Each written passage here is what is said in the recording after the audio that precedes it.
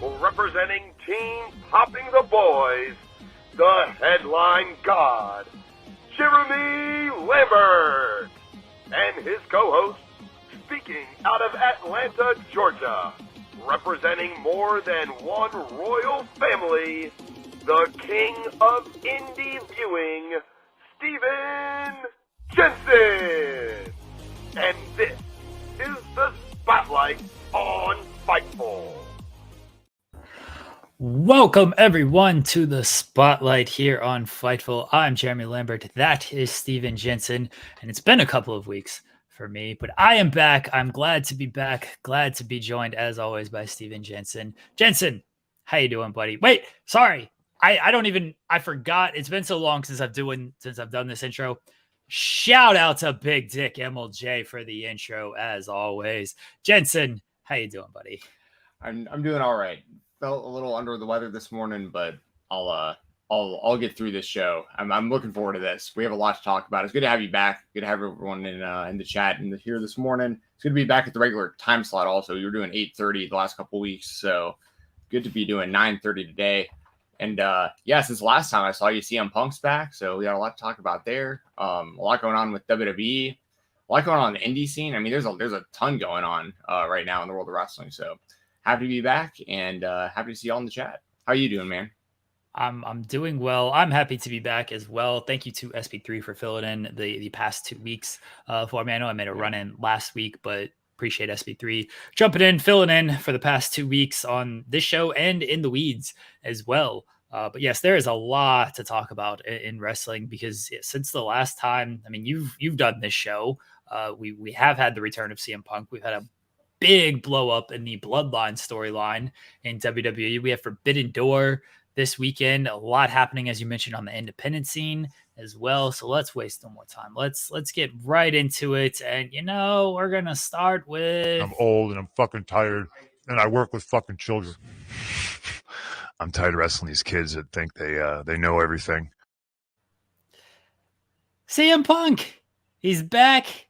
He's not wrestling kids right now. I mean, Samoa Joe, longtime veteran. He's got Kojima this weekend at Forbidden Door.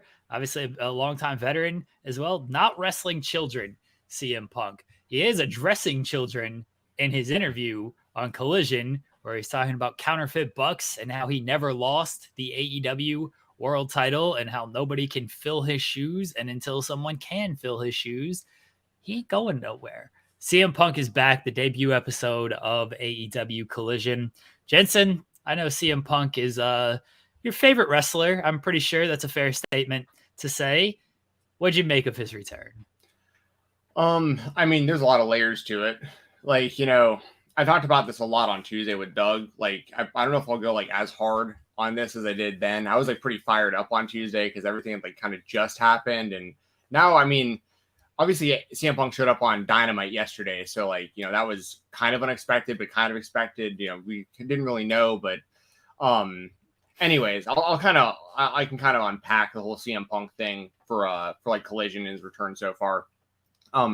First, I'll say the actual main event, him actually in the ring, he looked really good. I thought that he was smooth in the ring. I thought the match was really good. I love the stuff with him and Samoa Joe.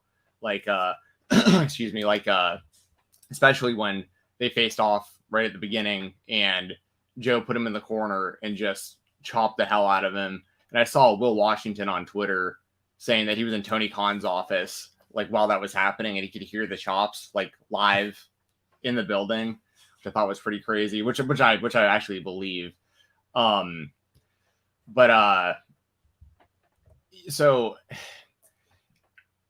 I'll start with the good, right? So him in the ring, I thought was really good. Him with Samoa Joe, I thought was really good. The promo at the beginning of the show, I thought was a really good promo. It was a well done promo. He had some really good lines in there, like the counterfeit bucks line. That definitely hit. So there was a lot of really good stuff about the return. The crowd was obviously really pumped for it, which y'all you'd expect in Chicago. So I think that I think so. The most it's hard. I'm going to get to kind of some deeper thoughts on this here in a second, but as far as surface level on the show, I thought CM Punk for what his role should be in AEW right now and going forward, I thought it was done well. He was well established. He had the world title in a sack with him, so like, or at least it was heavily implied that's what he had in the bag. So, there's a lot of layers to this because he also has like ongoing stories with MJF, and he technically never lost the title and all this stuff. So there's a lot invested in CM Punk returning, and obviously Collision being a brand new show, like this is centered around him. He even said on Dynamite last night, he's like, I'm a Collision guy. Like there's so now one thing I mentioned one thing I've noticed that I wanted to mention, I don't know if this is just me, but Doug agreed with me when I talked to him about this also. He Punk, when he's just kind of like moving around, like not wrestling, but just moving around, he looks like a bit fragile to me. Like just like he like something like maybe it's like his hip or his knee or something. He doesn't look like he just like walks around comfortably. Now he's up there in age, like he's beat up, he has a lot of injuries. He's tired. Right, exactly. So like I get children. I'm younger than Punk, and I walk around like a bunch is wrong with me because I'm old, tired, and I work with children as well. True, but there, what's I mean, but like I know the adrenaline and stuff. It doesn't. You can't tell when he wrestles. It's similar to a really good example would be Nick Gage. Like if you ever see Nick Gage like before or after one of his matches, just like at a GCW show and you see like Nick Gage walking around, or if you like met him out in like person, just like as a civilian, like at the grocery store and you saw Nick Gage, buying groceries, he'd be moving around pretty slow. You can tell his body's been through it, like he's hurting. But when the bell rings and the music hits, like it all just goes away completely. He's super fluid in the ring. And sorry, can you give me just 1 second? I'll be back in just 1 second. It's got to be my microphone. Jensen is unfortunately under the weather on today's episode. He said he might have to step away, so hopefully he's doing okay. To his point about Punk and the way he just kind of walks around, look, I assume that's just a lot of years of wear and tear on the body. He's coming off a triceps injury. I'm sure it doesn't help. He broke his foot last year.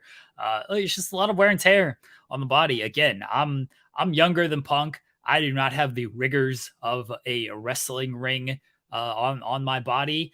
Sometimes you just the joints ache.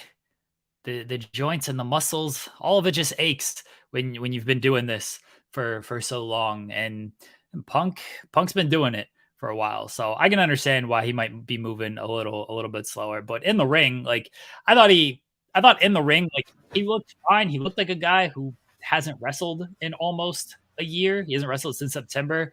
Kind of looked like that. So that was pretty understandable given how long he's been off. He doesn't work at like the fastest pace in the world anyway. Punk has always gone with a more methodical, psychological style than, hey, let's just hit a bunch of high impact moves the entire time. So that was understandable, the way he looked in the ring. He wrestled to kind of his pace and his style, and he wrestled guys who were going to wrestle his pace and his style. So I thought he looked fine for a guy who hadn't wrestled since September. And then I was talking about the way he's just moving in the ring. Again, I legitimately think that like he's beat up after all these years. So what are you gonna do? And he doesn't need to, Punk is always so methodical in not only his wrestling, but the way he speaks and everything. It's so poignant in the way he speaks. It doesn't need to be high energy on the mic and like moving around at a fast pace and like talking like me with my hands and all the time and things like that. It's just very chilled, calm. And so when he's moving, he's kind of just himself out there. And when you're yourself, the adrenaline might not always be there when you're just speaking. Yeah, exactly. I mean, you pretty much nailed it on the head. And like the Nick Gage example I was giving was exactly that, just like there's a lot of wrestlers like that. I know Mick Foley was that way. I'm sure when he wrestled, I mean, he was super beat up. There's people who just, you see them walking around and it looks like they're kind of hurting. They're really hurting probably, but it just goes away once their music hits. And like I said, I thought CM Punk in the actual match, like he looked good. And he stayed uninjured and, I think everything came across good and the crowd was super hot for it. As I said at the beginning of the show, the promo, the counterfeit Bucks line was was definitely like, that was a really good one. But here's the thing. Okay, so now I'll get into kind of the ugly side of this. All right. This dude looks so salty, right? Like he, you know what I mean? Like you could just see it in his face. This was totally different than when he returned to AEW, or like returned to wrestling, but for AEW, last year or whatever. Like it was a totally different vibe from CM Punk. Like he looked pissed. He came out and you could tell there was a lot of stuff he wanted to get off his chest that he, which he did. He did get a lot of it off his chest. But so I don't know if I want to jump right in. I mean, I might as well. There was one line in particular, because I'm giving him a lot of credit, right? Like, I mean, I want to make this really clear. Okay, here it goes. So there was one line in there that I thought was particularly interesting. And he said something to the effect of, the only thing softer than the elite are their fans. Yes. Right? But before I say anything about that, Jeremy, how did you feel about that line? They were chanting, for, I remember they were doing the F the Elite chant for a little while. But then I think that, we were talking about the favorite wrestlers, and he mentioned that line. The crowd was chanting something at him, and that's why he kind of went with that line. It was a reactionary line. That didn't seem like the counterfeit Bucks line. That was a line where like he was on the bus, Marshall Mathering's that one of just like, oh yeah, this is a hot line right here. The only thing softer than the fans of the wrestlers or the wrestlers they're fans of is that one seemed like it was a little bit more off the cuff.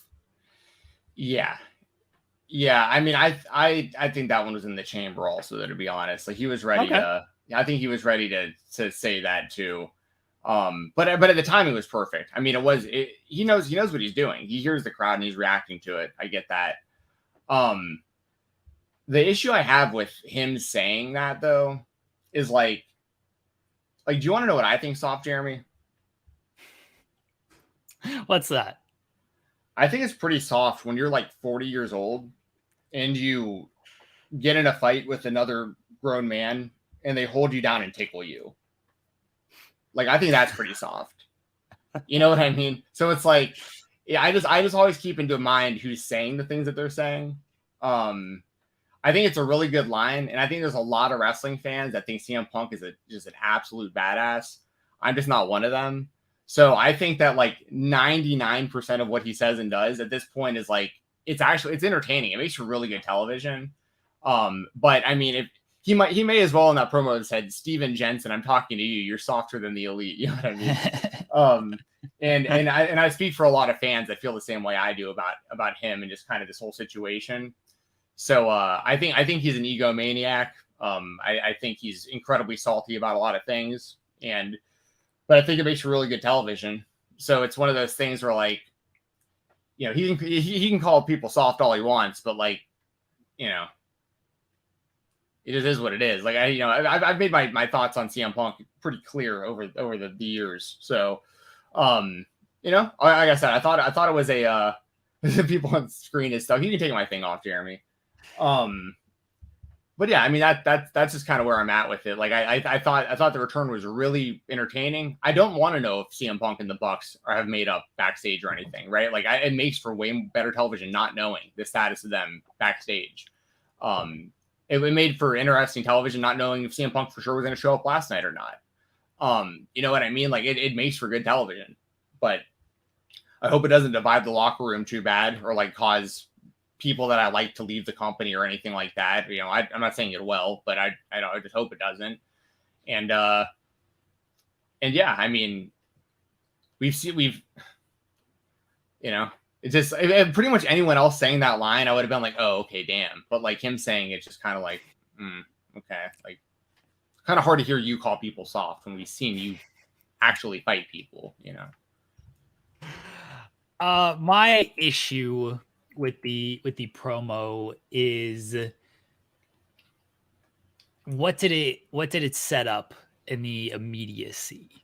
And it wasn't a lot. I think we're going to look back on this promo in a month or two And it's either going to be, hey, that was a cool promo where CM Punk addressed his enemies and he hit some hot insider lines that people like us understood and enjoyed, or maybe didn't enjoy, but like we got it and this popped it and everything. It was for that crowd. So I will say that, like, the crowd loved it. It was in Chicago. The crowd was going to love anything that man said on that night. He clearly had a lot of things to get off his chest. He hadn't spoken since the press conference. I did the ESPN interview, but like on television, he really hadn't spoken since before All Out. But the last time we saw him on television was holding up the title. Right. Everything. I like that he addressed the title situation. I thought that definitely needed to be addressed. The shots at the Bucks and the soft wrestlers and everything, like, okay, we know what that was about. What does this set up on TV? And if there isn't a program coming with the Elite, what did we accomplish? What if there isn't? He's just a giant hypocrite once again, because he's doing what he's complaining about. Because so much of this stems from him getting angry at Hangman Page going off script and saying something that none of the fan base even knew he was saying, but it hit CM Punk super hard to where he's still obviously very upset about it to this day. But if what he did on screen wasn't in storyline, he's literally just doing the same thing back. And by the way, this is a guy who's made a career on doing this to other people. That's what's so annoying about this to me. And there's a lot of annoying about this to me, but like CM Punk, a lot of his argument is Hangman Page going off script on him. And he thinks that Hangman was shooting on him and stuff, or chopped him in the mouth or whatever. But I think it looked like an accident to me. But whatever. That's not here nor there. My point is, CM Punk's made a literal career on shooting on people and going off script, and then someone does it to him, and now he's complaining about it in ESPN articles. You know what I mean? And then if he comes back and just does it again.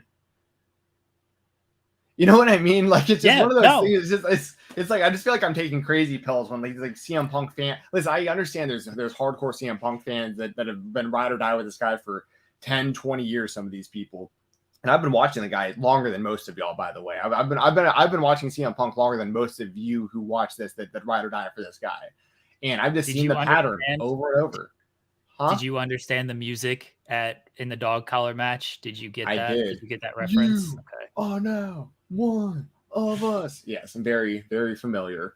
And it was badass, dude. That was an incredible match. I give that match so much credit. I give that MJF feud so much credit. Everything CM Punk's done on this show has been fantastic. He's great for AEW television.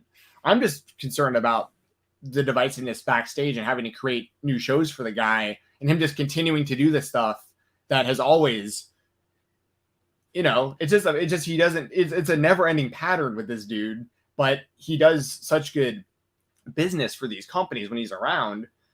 I've given this analogy 1,000 times. Actually, we talk about with Declan in the Creator Spotlight, which y'all will hear at the end of this show. Declan Goff from SKOR North. We talk about it with him. So we'll leave a little bit for that. But that's the thing. He's too valuable to not do anything with if he's a part of your company. But at what point does it become like a real problem? I don't think it's at that point now, because like he's back and business seems to be good. And here's the other thing that I don't know. Like, are the Elite benefiting from this? Because they probably are either way. Because I'd imagine as EVPs, like if they have a whole nother show with Collision, whether they're on it or not, this is speculation. I have no idea how this works, but I'd imagine they would get paid more or something if like Collision's successful because they're EVPs in the company. Like, I don't know how that works, but you know what I mean? Like, I was just thinking about that too, kind of, where it's like, even if we don't like this guy, him coming back is still helping us. I don't think anyone really knows what these EVP titles mean. That's fair. And everything, because, if you're EVPs, maybe we don't know the specifics of brawl outs and everything. Was Mega with them when they came to talk to Punk and things like that? The investigation wrap, we did learn that from the ESPN article, is that the investigation did wrap, and of course now the suspensions appear to be over. Ace Steel is back and everything, so we know all of that.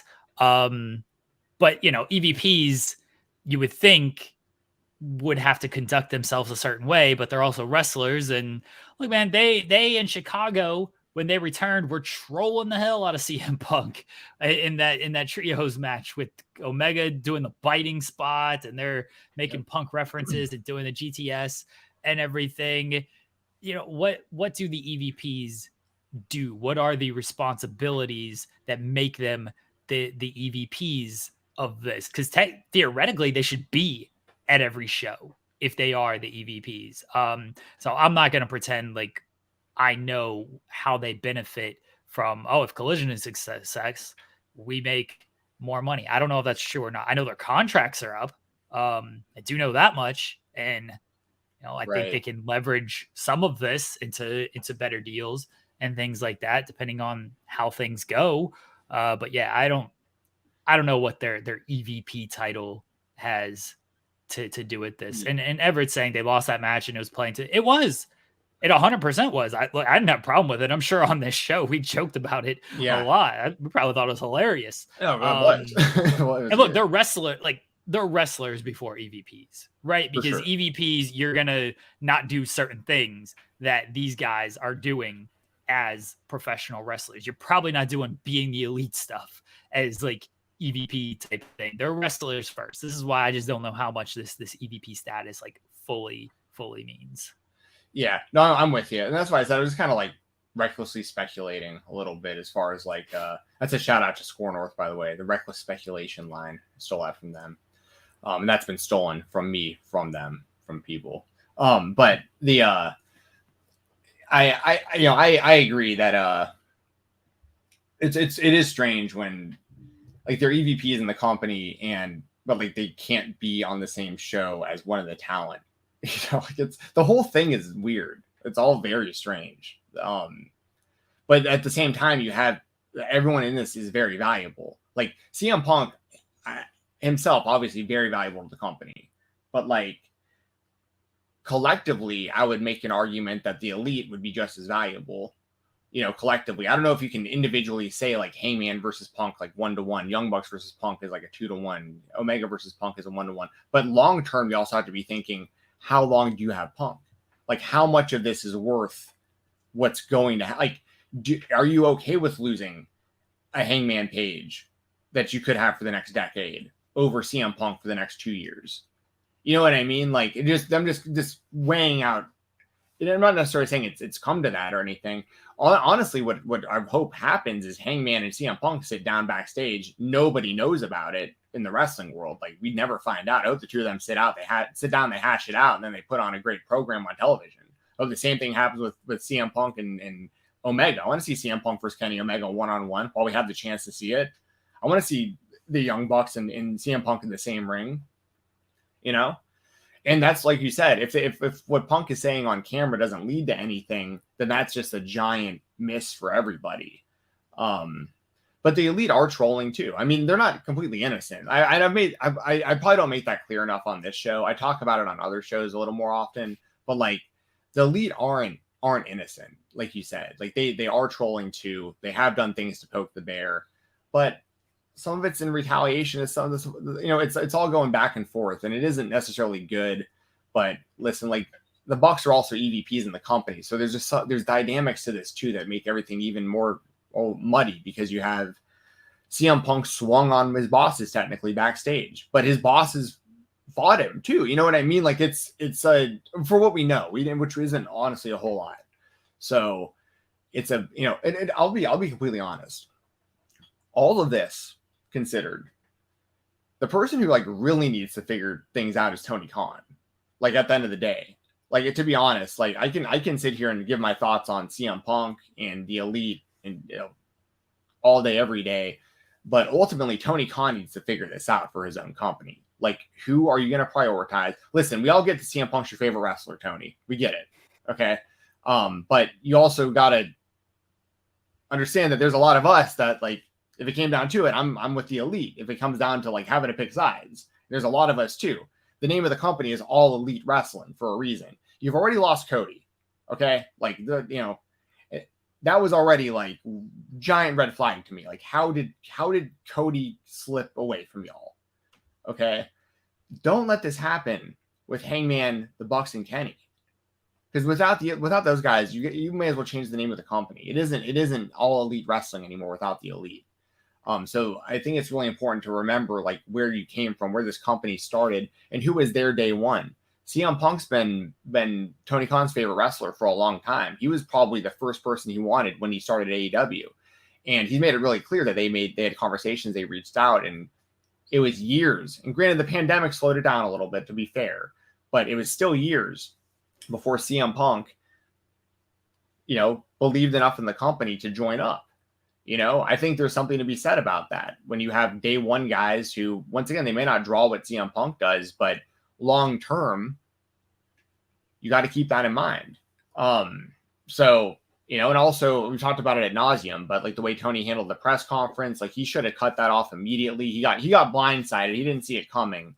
But like had that happened to Vince McMahon, that would have looked way different, and like that's why Vince gets so much respect as people's boss. He's not a great dude. Yeah. No, listen, I understand all the, but at the very least, people, that would never happen to Vince McMahon. We'll just put it that way. You would never see Vince McMahon sitting next to a wrestler and Vince is just and the wrestler's trashing Vince in the company and just like and nothing happens. Like that, there would have been an altercation in front of everybody,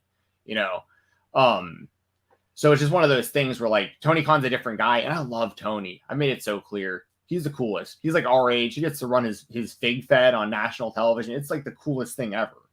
And I love AEW. And that's why I get so angry and passionate about this stuff with Punk, because I want AEW to succeed. And I want to make it clear, this last thing I'll say about it. If CM Punk being a part of AEW makes them better and it's going to help them succeed more, I want CM Punk to be in AEW.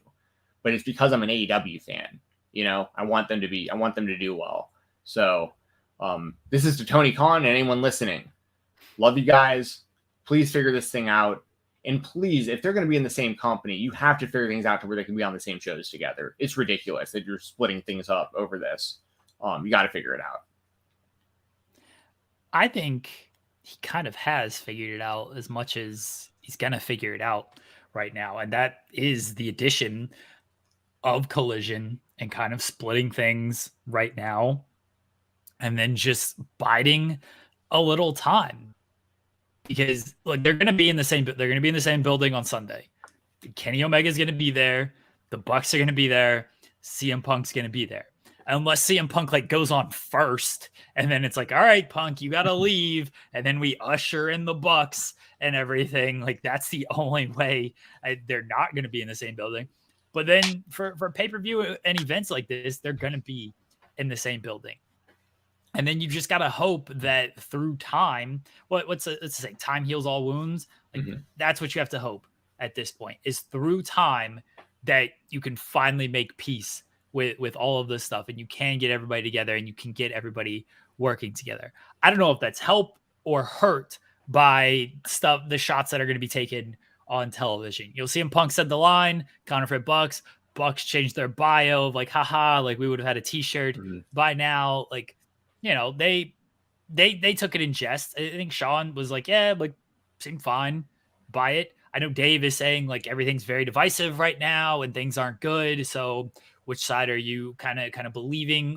Who's saying what to reporters and everything? You never know where that stuff is coming from. So look, but I think when it comes to trying to figure things out, I think this is Tony's way of trying to figure it out and trying to just be like, look, we want CM Punk here.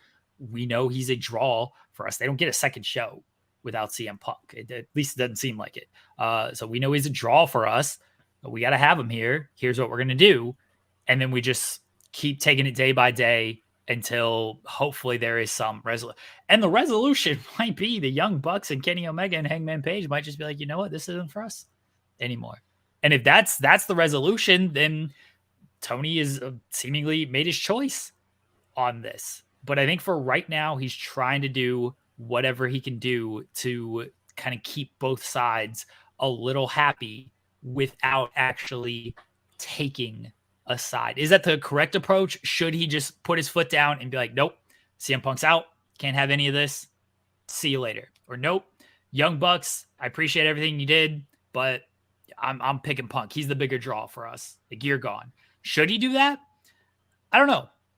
I'm not in that position of Tony Khan, and that's a hard stance to make given his relationship and feelings towards both sides. So I think for right now, he's just kind of trying to keep both sides happy, trying to keep both sides at a little bit of a distance, and then hopefully slowly but surely they can come together and come to some type of working agreement. And hopefully we do get a working something out of this where they do work together and they make a lot of money and they build a lot of interest, because it'll be great for the fans as well if all of this happens. Because yeah, otherwise, like, we're seeing this on TV and like if it doesn't lead anywhere as a television viewer, if all of this stuff that is said and done doesn't lead to like a match, doesn't lead to like them actually working together, it's like, all this kind of feels like a waste. You wasted my TV time building something that just didn't happen. And that's unfortunate, because otherwise you could have done something where it's like, oh, there's a payoff to this. If there's no payoff on television, then what good is it? I understand, like, look, you know, everybody after Brawl Out was like, oh, put your differences aside, make money, blah, blah, blah. It's like, yeah, sure. I get that sentiment of everything. But if that's just all kept backstage, then it's kept backstage. We're talking television time right now that more people are seeing. More people watch the television show than follow the rumors online. So on the television side, you want that stuff to pay off. I don't care if backstage issues pay off. If they do, cool. And if you follow the reports and the rumors and everything, then like, cool, wink and a nod. They're working together when they got into a fist fight type of thing. Chris Jericho and Sin Cara, they're working together after, you know, fighting each other type of thing. Jericho and Goldberg type of thing. Like, fine. If the backstage stuff plays out on television and it pays off there, great. But if you're taking television time to do all this stuff and it doesn't build anything, it seems like a waste. Yeah, I agree. I mean, and the thing is, hopefully we see this play out on television. We do get actual storylines and like matches and stuff, all these people involved. And also outside of Chicago, I would really be turning CM Punk heel. Like, I think that's the plan. I think that's what's going to happen. I think so too. And we talked about it a bit before, I think, on the show and stuff, like, and I like that AEW does this. They're doing kind of like the Bret Hart in Canada, like Bret Hart's the babyface in Canada, heel in America type thing with multiple wrestlers. Like MJF has that, was it on Long Island? That's where he's from. So like they're like New York really in general is like MJF territory. Like he's gonna get cheered there no matter what. And then you have like CM Punk's gonna get cheered in Chicago no matter what. And I think that's cool. Like there's a lot you can do to play with that where you're a heel everywhere except for like maybe one or a couple different places. And in CM Punk, his promo on Collision vibe to me like way more of a heel promo than a babyface promo. Like there was babyface aspects to it because the crowd was cheering everything he was saying because it was his crowd. But like the most of the stuff he was saying and the way he was saying it, his delivery and kind of like just the whole vibe I got from the whole thing, he didn't come across like a babyface to me. And that would even be if I didn't know all the backstage stuff. I still think if I was just like a casual fan, I still would have seen that and been at the very least confused. Because like the last time you saw the guy, he was a babyface. He was like all happy and stuff, and he was the world champion. And for all you know, he's just coming back from injury. And now the next time you see him, his title's in a sack, and he's got his shoes around his neck, and he's like seems really, really salty, and he's calling out the Elite, and he's saying, he's name dropping David Zaslav, which was like kind of wild. Just really, it was just, and by the way, they wouldn't know who that is anyways, most of these fans, but it's just the idea that like the stuff he was saying was very heelish to me. Even if you don't know the backstage stuff. And especially if you are a fan of the Elite, because they're baby faces on the show. So like, you'd be like, why is he making fun of the Young Bucks? Why is he saying the Young Bucks fans are soft? You know what I mean? Like, so it's probably also just ultra confusing for people who don't really keep up with it the way that we do. So especially when they strip Punk of the title and the Young Bucks or the Elite of the Trios titles. We've talked about it before. Those fans had no idea what was going on. You know, they might still not for the most part. I don't know.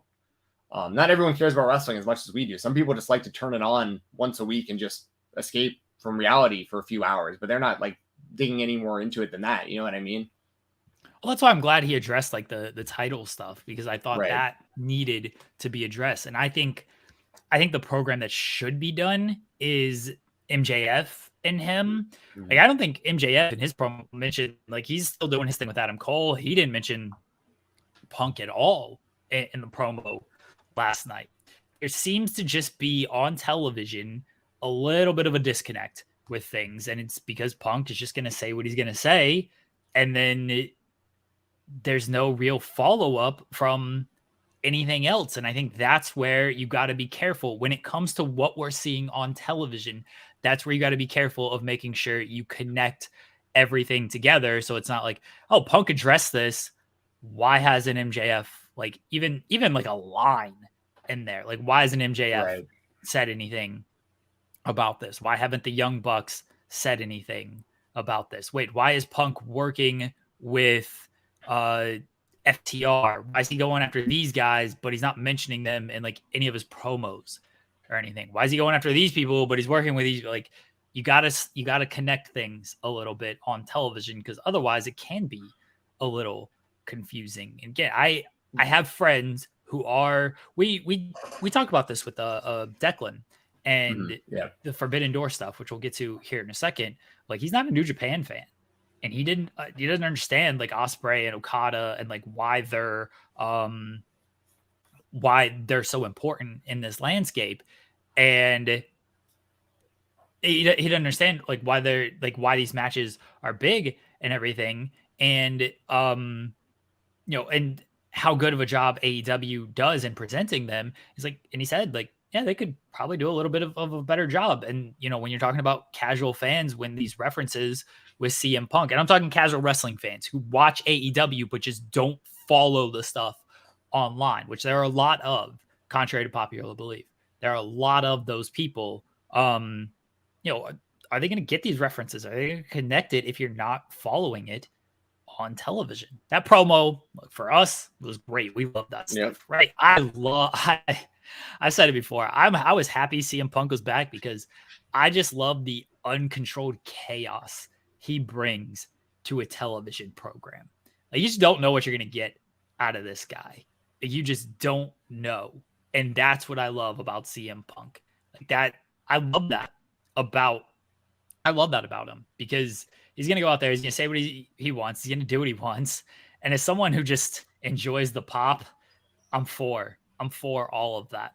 But there's a larger audience at play. And I'm going to pull up this chat from King of the North, that this isn't casual fans show. Tony has said that in the media. I'm not talking about just like these casual fans who tune in once and it's like, oh, this isn't for me type of thing. I'm talking about people who watch weekly, and then you need to retain them weekly. Like that's what I'm talking about. Because if you keep doing stuff like this, there's a chance you might not retain them. I'm not talking about casual fan, like your neighbor who doesn't watch wrestling at all. It's like, oh, how can we get this person to watch our show? I'm not talking about those fans. I'm talking about the casual wrestling fans who are watching, but maybe they just don't understand that stuff. And this is not something like a Easter egg, like CM Punk coming out to his ROH theme and ROH gym shorts and everything for the dog collar match. That's like, cool. It has no real bearing on what we saw on television and things like that. Like promo callbacks, like that stuff is little Easter eggs for the hardcore fans, things like that. This is stuff like you're building towards something that might not have a payoff. That can hurt the audience in the long run. If it's like, oh, he's been calling out Hangman Page, when are we going to get that match? Oh, it's not happening. Why not? Like that can hurt your audience in the long run if you don't pay off this stuff on television. Yeah, I totally agree. And as far as there was actually a super chat earlier about Punk, if you can pull that up real quick. Yeah. Because it will kind of tie into everything I'm about to go into. So Doug Savona, thank you very much, Doug, for the super chat. Says, we're going to be at both Toronto shows and can't wait to see CM Punk for the first time live. I think the Toronto crowd will surprise everyone, be a place to cheer for him. Keep doing a great job, guys. Thanks, Doug. That's very kind of you, man. And enjoy the shows. Yeah, enjoy the shows for sure. And there is a chance. I think the Toronto crowd might cheer CM Punk. I mean, I think it's gonna be city to city how this works, and that also makes it interesting. Like it really does. Now that said, at Forbidden Door, CM Punk's gonna be wrestling Kojima, which I mean, I think it'll be a good match, but I was very confused because they just like put the graphic up on the screen. It was like Kojima versus Punk Forbidden Door in like the tournament, and I was like, wait, did that say Punk wrestling Forbidden Door? Because like I don't think it had even been like confirmed up to that point. And I guess like you can probably elaborate on this more than I could. But like I've been seeing that like it was supposed to be Kenta and Punk, and now Kenta is like refusing to do it. That's like Sean reported that was the plan. It seemed like it was going to happen. There's a lot of who refused to do it, whether it was Kenta or Punk. Sean seemed to indicate it was more of the Kenta side. Other people have indicated that it was more of the Punk side. I don't know why it fell through. It'll probably depend on who you ask on that. Sure. Obviously, I'm going to trust Sean when it comes to this stuff. His track record speaks for itself. But yeah, I don't know if it was the Kenta side or the Punk side. Regardless, it seemed like that was the match that they were building towards, or at least trying to set up. Not building towards it, because they weren't building towards any of this stuff. But that was the match that they were trying to set up, and it's not happening. Yeah. So, yeah, it is weird. It's weird that they couldn't get that together, like King of the North said. I don't know if that has anything to do with Punk being like. There's something in the back of my mind now with everything that has to do with Punk after he talked about being in that match with Hangman and like considering giving a receipt but not doing it, and like not and like kind of like messing up the buckshot and like the stuff that. But his kind of excuses were like, well, I didn't know if this was going to go sideways. I couldn't tell if he was shooting on me. I felt like I had to protect myself. Punk was basically saying the matches he was having with certain guys like Hangman weren't as good as they should have been because he was more concerned about protecting himself than just having a good match. And I don't know if that's like the case with Kenta. I have no idea. You know what I mean? Maybe it's something like that where he's like, this guy legitimately doesn't like me. I don't want him actually kicking me in the head. And I hope that isn't an ongoing issue for CM Punk, by the way, because like he's gonna have to deal with that with every single person he gets in the ring with. There's gonna be a lot of people that don't like him that they're gonna probably want to work with him, and they're gonna have to figure that out. So, but it is also very possible. I want to be very fair. It's very possible Kenta just doesn't want anything to do with this either. It's a weird thing of like, oh, I'm worried that these people are going to shoot on me, but then you're actively building this match with the Young Bucks and Kenny Omega. I mean, I guess he just assumes like, hey, if this turns into a shoot contest, I can take these guys. It's okay. And yeah, FTR is there as well when it comes to this stuff. So point, box, yeah. But yeah, it is weird of like, hey, I don't want to scared that these guys might shoot on me, but let me also build this match with people who I know don't like me for obvious reasons, and they might shoot on me. Yeah. It'd be pretty embarrassing, right? Like if you're CM Punk and like Hangman Page chops you in the mouth, and then like you do give the receipt, because like my thing is this in wrestling, I'm not a wrestler, and this is going to be talking a big game that I have no business talking, but as somebody who is a wrestling fan, I don't want to hear you talking about considering giving people receipts. Either do it or don't do it. Like, it's kind of weird to go in public and be like, I almost hit him back. It's like, well, why didn't you? Like, what are you afraid of? I think it'd be pretty embarrassing to get beat up by a non-wrestler if you're a former UFC fighter, like in front of a lot of people. So like, I don't know if like he's in a position to like give receipts. You know what I mean? But like, if it was like the Young Bucks, I don't know if he'd be too worried about it. But like, I don't think he'd want to get in an actual fight with Hangman Page in front of, you know, a full arena of people. I think that'd be a good idea for him. They should just bring back the Brawl for All. AEW Brawl for All. Yeah. That'd be wild. That'd be wild. But as far as Forbidden Door, man, like what else? We can kind of transition more into Forbidden Door talk for our other. Is that because that's kind of your AEW spotlight today too? Yeah, it's right? AEW and other. Yeah, because there's a lot to talk about with Forbidden Door, and we've spent a lot of time on CM Punk already. But when it comes to Forbidden Door, look, the biggest match to me is Danielson and Okada. that's the headlining bout. I think that's going to be an outstanding match. That's a match we never thought we'd really see. These are two of, and Danielson, as everyone knows, in my opinion, the greatest of all time. Okada right up there. For a lot of people, he's the greatest of all time. So we're going to get a fantastic match out of these two. That's the standout match for me. I'm very much Omega and Ospreay 1 is my favorite match of the year so far. So I look forward to seeing what they can do in the follow-up. As far as like the multi-man kind of stuff or the undercard kind of stuff, I guess I am looking forward to this 4-way for the international championship with Orange Cassidy, Daniel Garcia, Zack Sabre Jr., and Shibata. I think that'll be a lot of fun. The tag match last night was a lot of fun, even though I felt like most of it was picture-in-picture, which was unfortunate. But I really enjoyed the tag match. And then, Shibata took the loss last night, which I think a lot of people were just expecting, Garcia is going to eat this pin. He's the only guy without a title in this match. But I was pleasantly surprised to see Shibata. And you can do that. Champions can take these losses. It's okay when it's being built like this and it doesn't happen that regularly. And in some companies, AEW included, like they'll just have these singles champions just take losses in these nondescript tag matches and it doesn't go anywhere. That annoys me. This was fine because it's building to something. Yeah, no, I do. I'm looking forward to this whole show. Like I think that Forbidden Door last year was the best pay-per-view of the year. And I'm expecting this. Listen, like the CM Punk Kojima thing, even though it's kind of like underwhelming on paper, because like you would kind of want something bigger, I feel like, with Punk's like big singles return. Kojima's a legend though. Like we got to give Kojima credit. And like CM Punk's a longtime fan of Kojima. Like there was some clips that surfaced from old shoot interviews like last night and stuff of him like talking about Kojima and stuff back in like the early 2000s. So like I like Kojima. I liked when he popped up in Impact not too long ago and stuff. Had a pretty good run there. Like I am looking forward to it.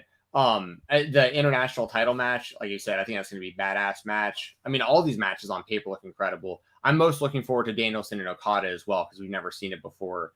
I'm really looking forward to the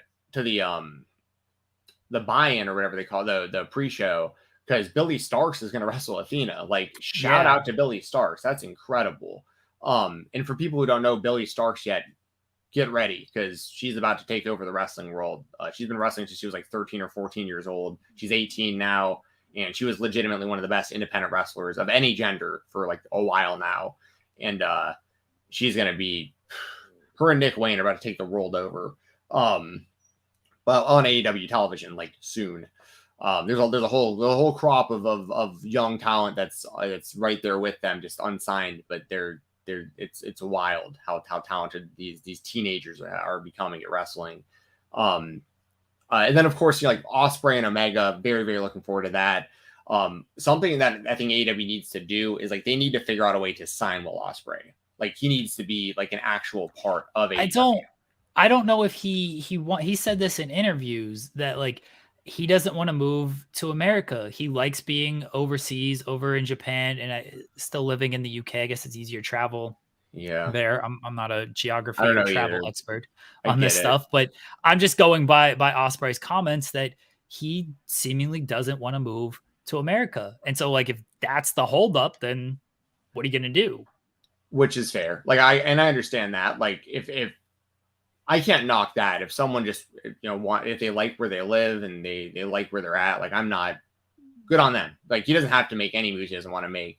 But the reason that I say that is because, dude, because this is the kind of stuff that gets lost on me pretty often because of like how deep we are like in wrestling so often. When kind of take a step back, there are a lot of people I'm seeing on Twitter that are wrestling fans that just don't follow New Japan, similar to Declan. I mean, it's just like there's a lot of those fans. And, dude, the women on Twitter are like, they're like, Will Ospreay, oh my God, this guy is the hottest guy I've ever seen in my life. Like, they hadn't even seen this guy wrestle yet. And they're like, you know what I mean? And we've all seen him wrestle. Like, we know that he's like the best in-ring wrestler in the world, or one of them. That's like the perfect combination for a mega star in wrestling, is like all the chicks think he's hot, all the dudes think he's cool, and he has banger matches with everybody. Like, I mean, he's just a can't miss, I know that there's some people that don't like him for like reasons or whatever, but like I'll just say like this dude is phenomenal, and he can talk, And he's just one of those guys who's instantly like you're drawn towards. Like if you were just walking around a mall, you would know he was someone.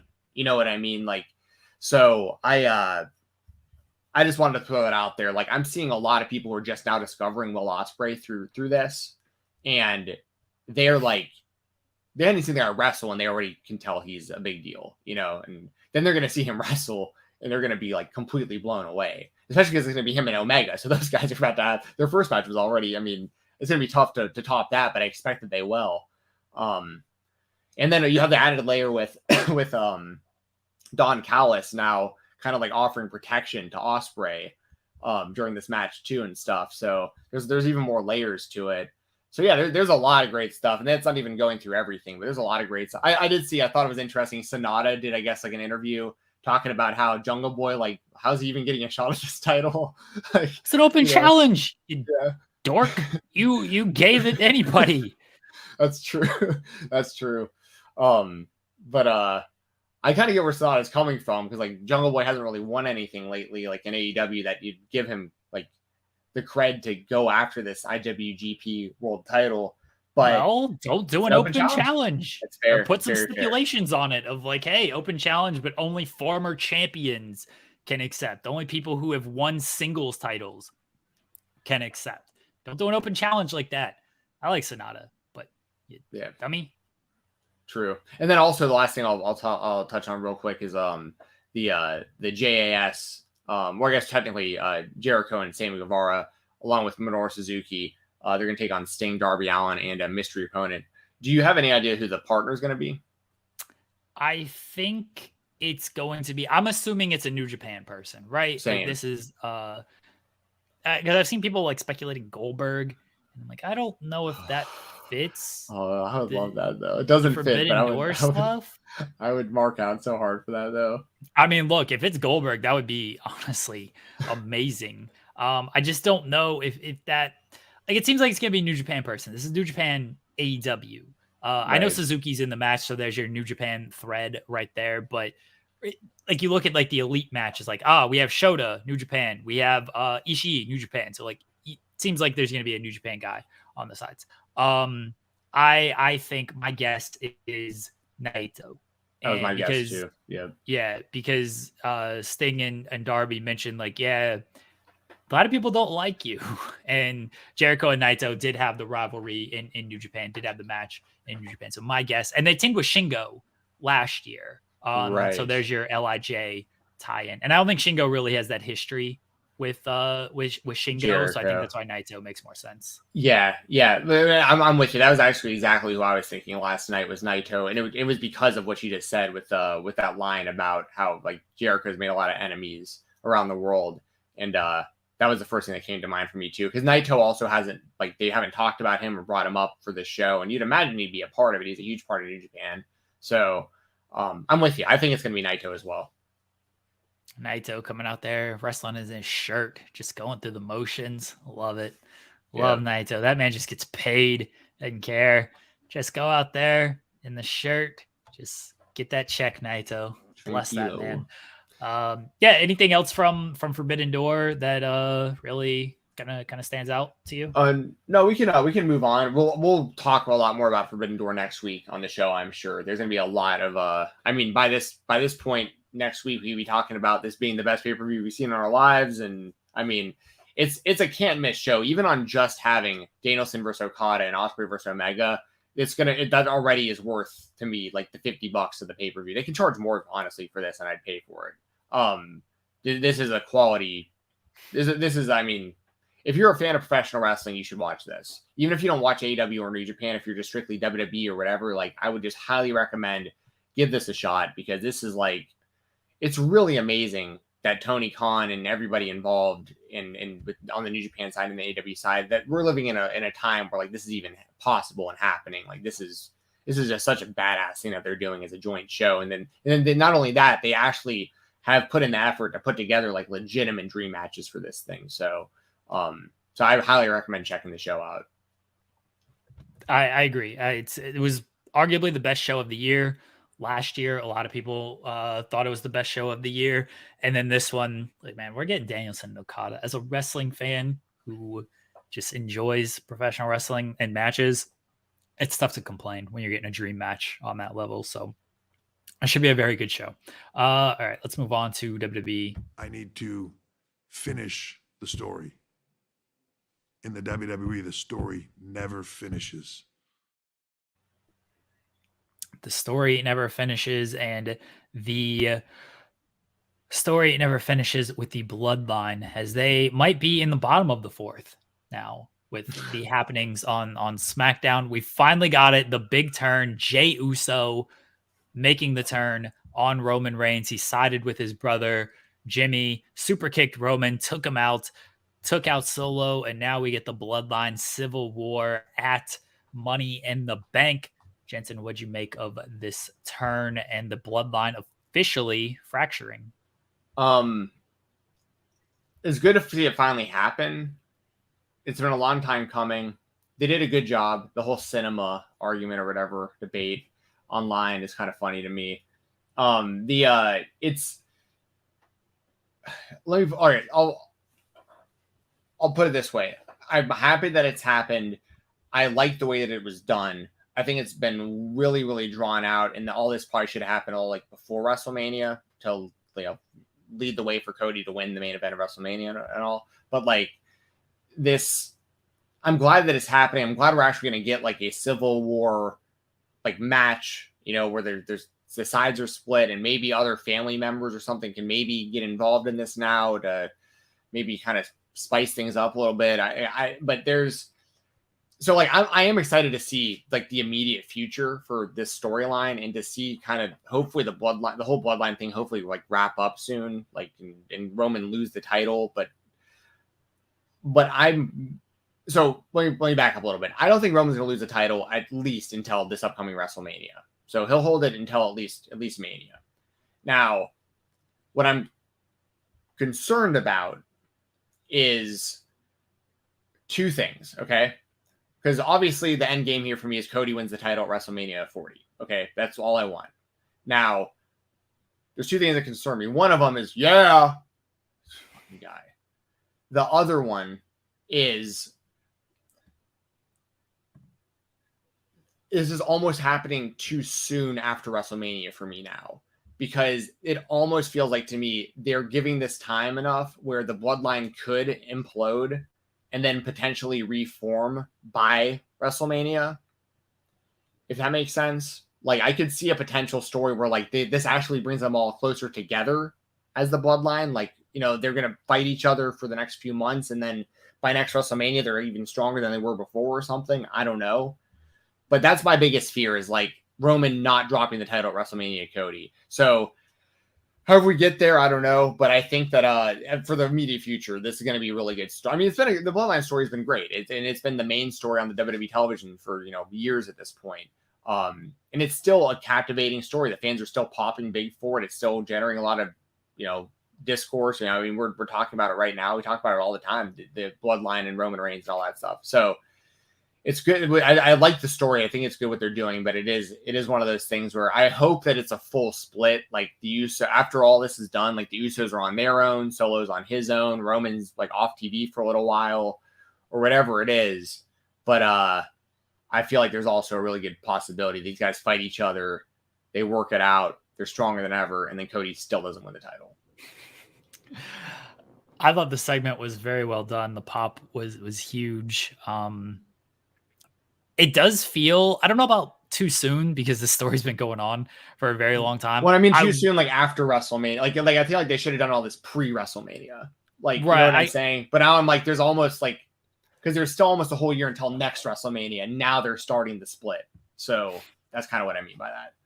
I was a little surprised when I talk about too soon. I was a little surprised they're doing this tag team match at Money in the Bank. I thought maybe they would wait until like SummerSlam for this, but I guess you can do a big Roman title defense at SummerSlam, because Money in the Bank, the appeal of that show are the Money in the Bank matches, and you got Rollins and Balor on there as well. But I thought maybe SummerSlam would be the big bloodline,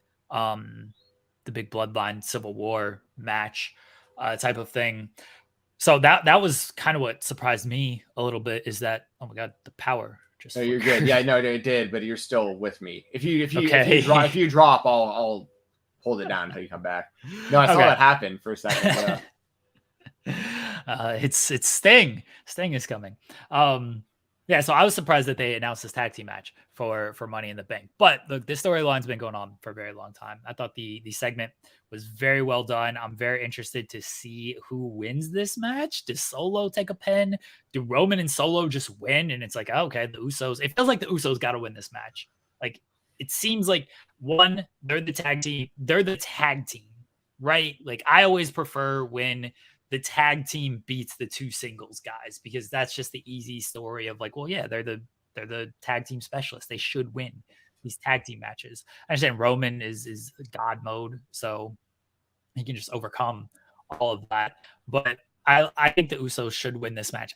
I think it'd be great if Roman took the pinfall. I think that adds a level to things if Roman takes the pinfall. But even if Solo takes the pin, and I know Solo got beat by Kevin and Sammy, but the Usos were to blame. So it's like, okay, sure. Cody pinned Solo also before. Yeah, and Solo's been beaten, but like Roman can like chastise Solo, like not getting the job done type of thing. But Roman's running out of friends right now, so I don't know how Eddie wants to. But like him finally losing just puts that little dent in the armor of like, oh, Roman got pinned. So I think maybe they go that way. I think the Usos should win this match regardless. As far as like the overall Bloodline story goes, they're setting up for Jay to get his big title match. I think Jimmy gets a title match first. Jimmy probably loses. Maybe Jay is the one to dethrone Roman Reigns. And then poor Cody Rhodes. He doesn't need to beat Roman to finish the story, right, Jensen? If he beats Jey Uso for the title, isn't that like, you'll still be happy, right? I mean, I'm still going to be happy to see Cody win the title regardless, but like, it definitely hits different if it isn't. Whoever beats Roman gets the win over a guy who's had if depending on when this happens, we're talking like 3 to maybe almost 4, whatever the 1,000 and whatever amount of days. I mean, it's a big deal. Whoever's going to pin him or submit him and to get this title. I don't see it being Jey Uso, but like they have done a fantastic job, and Jey himself they've done a fantastic job of elevating him to make it actually believable that he would have a chance. Like that is super impressive, which I've done with a lot of guys throughout this thing. Sami Zayn, Cody, like Kevin Owens, Seth Rollins, a lot of these guys who like went up and challenged Roman unsuccessfully, even though they lost those matches, a lot of those guys have been elevated quite a bit. Like Rollins being a great example. Like, I'm not saying that Roman necessarily is the one who elevated Rollins. I mean, they've both been pretty level playing field since day one as part of the Shield and stuff, but Roman clearly is like the chosen guy, and Seth kind of would flounder here and there over, there would be periods where he just kind of was underused or they didn't really know what to do, but now he's, one of the most over guys in the whole company. So, there's a lot that they've done really, really well in this Bloodline thing, not just for the Bloodline, but for other people. I think it's helped elevate other people too, as people who have feuded with Roman in the Bloodline throughout this. But ultimately, someone needs to beat Roman. Storyline wise, honestly, Jay probably makes the most sense of anyone. But I'm biased. Cody needs to win this damn title because my whole thing is like, dude, you left AEW for this. You know what I mean? Like, this is the title your dad never won. This is the story. This is the story. Like, and man, this would be a bummer if he wasn't the one to beat Roman, for me at least. But I'm looking forward to the Bloodline stuff though going forward. I think the Civil War stuff's going to be good, and I'm with you. I think the Usos should probably win, and I think it'd be really interesting if Roman took the pinfall on that. Sorry. You're good. As far as Cody goes, he's wrestling Dominic, Jensen. Like, he's got bigger things to worry about than Roman Reigns. You got the biggest heel in the business in front of you, Dominic Mysterio. So why are you worried about Roman? Don't worry about him. You gotta get through Dominic first. That's fair. We'll talk more about that leading into Money in the Bank next week. Your WWE Spotlight. Logan Paul is in Money in the Bank. Do you think he's winning this thing? Yeah, I do. I was actually saying this for weeks before he even was officially in the match. I was saying Logan Paul should win Money in the Bank. There was a lot of people that like didn't like that, and I get it. We actually talked about we'll save some of this for me, and we talked about this with Declan in the creator spotlight quite a bit. This whole Logan Paul Money in the Bank idea, but yeah, I think that him having the briefcase, like, I get it. The other wrestlers had to qualify. Logan, when he comes in, he jumps the whole pack. I get that, but so does Bad Bunny. So does Brock Lesnar. I get Brock's it's different because he's a part of the show and his history at the WWE and stuff. But like, for all intents and purposes, it's the same concept. Brock Lesnar he's just a bigger star than like everyone else they have on the show. So when he shows up, he's prioritized. John Cena is the same kind of thing. Logan Paul is the same kind of thing. Bad Bunny is the same kind of thing. And what's so cool about guys like Logan Paul and Bad Bunny, as much as you might not like Logan personally, there's a lot of unlikable things about Logan Paul. But what you have to respect is like, this isn't like a Drew Carey type situation where like celebrities used to come in and like just not really do anything or like not really take it that seriously. Logan Paul is clearly taking this very seriously because his matches have all been really, really good. And I think he is really good at what he does in the wrestling space. And the mainstream attention that the company would get by having Logan Paul walking around with that briefcase, doing Impulsive with that briefcase on his set, going to Jake Paul fights, going to PFL events and Prime sponsored events and all this stuff, holding the Money in the Bank briefcase, it gives like a real, it just gives a lot of exposure to the WWE. And, you know, just the honest to God truth is he's a bigger star than everyone in that ladder match combined. Like, if you look on paper, like, so I understand why they would, you know, and listen, I love Shinsuke Nakamura. He's one of my favorite wrestlers ever. This LA Knight thing is very strange to me. Why do you hate LA Knight? Yeah. Let me talk to you. I'm just ultra confused as to how he's gotten so over by having a catchphrase of his own name, the word yeah, and just kind of just not cosplaying like The Rock and Austin, because like I have to give him credit. There is something good about being compared to these guys. Like, you know what I mean? Like, because there are people that are like, he's just a dollar store Rock. And I kind of agree with that. But like the fact that you're even comparing him to The Rock at all, that is somewhat of a compliment. I think he's pretty good on the microphone. I just don't think he's actually saying anything that's entertaining or interesting or funny. I just think his delivery is just very over the top. And I think the 10-year-old WWE audience, which is like most of their audience, is like, it's really low-hanging fruit and they can get in. Anyone can just say, yeah, like everyone can do it. You know what I mean? Well, somebody else should have thought of this sooner before LA Knight came along and got the crowd on his side with it. It's just baffling to me. And the thing, I don't think he has good matches. I mean that Mountain Dew match was one of the worst things I've ever seen in my life. All right, and he was half of that. And I'm not putting it all on him, but I'm putting half of it on him. And I mean, and honestly, name one LA Knight match you should go out of your way to watch in his whole career, going back to Eli Drake. Name one. LA Knight and Xavier Woods from SmackDown a few weeks ago. Okay, dude, okay. He's not like a over a decade long career. I remember this guy's career. I remember he was a part of like NXT or FCW or whatever, like years ago and stuff. Like, but I'm just saying, if like he's had a career this long, because I can't name one, by the way, but you just named something from like a couple weeks ago because you just remember seeing it a couple weeks ago, not because it was like some classic match. So that's my point. It's LA Knight and Cameron Grimes in NXT, they had some good matches. Okay, that's the only thing I ever see people point to, by the way, is that. So nothing on the main roster. Anyway, I'm not sitting here. Cares about you work rate dorks.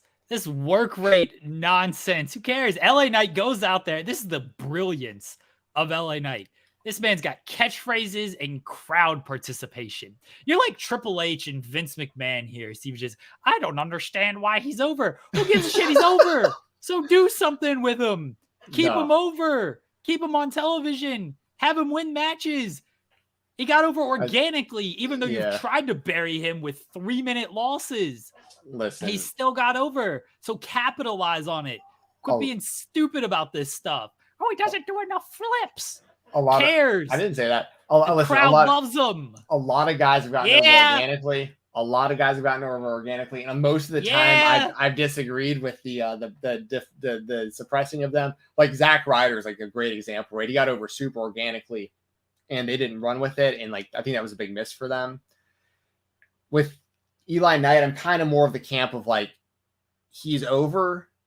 He's made himself organically over. So he's over. Let's work on getting someone else over though instead. It's my kind of mind. Maybe they should get themselves over like LA Knight did. They're trying to get other people over. Ain't working because they ain't got the brilliance and the gall and the microphone skills of LA Knight. Yeah, let me talk to you. Put the money in the bank on this man. I saw John Cena like Instagrammed a picture of him the other day and stuff, and like, listen, they've been trying to get Austin Theory over for like 5 years now. I don't think he's been in the company that long. They've been trying to get this man over for years now, and he ain't hitting like LA Knight. All right, LA Knight's got it. Sometimes you just can't teach it. Austin Theory, what that you've been trying with this guy ain't working. Yeah. Now I'm doing it. The thing, yeah. Oh my god. Now I can't even say that word without feeling weird. I think it is cool that he is so over. He might not be my cup of tea, but I'm glad that there is someone the WWE audience has gotten really behind for whatever reason. I may not understand it, but he is over. I got to give him credit. I just hope he isn't over to the point where they think that he should be the guy and not Cody. Oh, they should. He's way more over than Cody right now.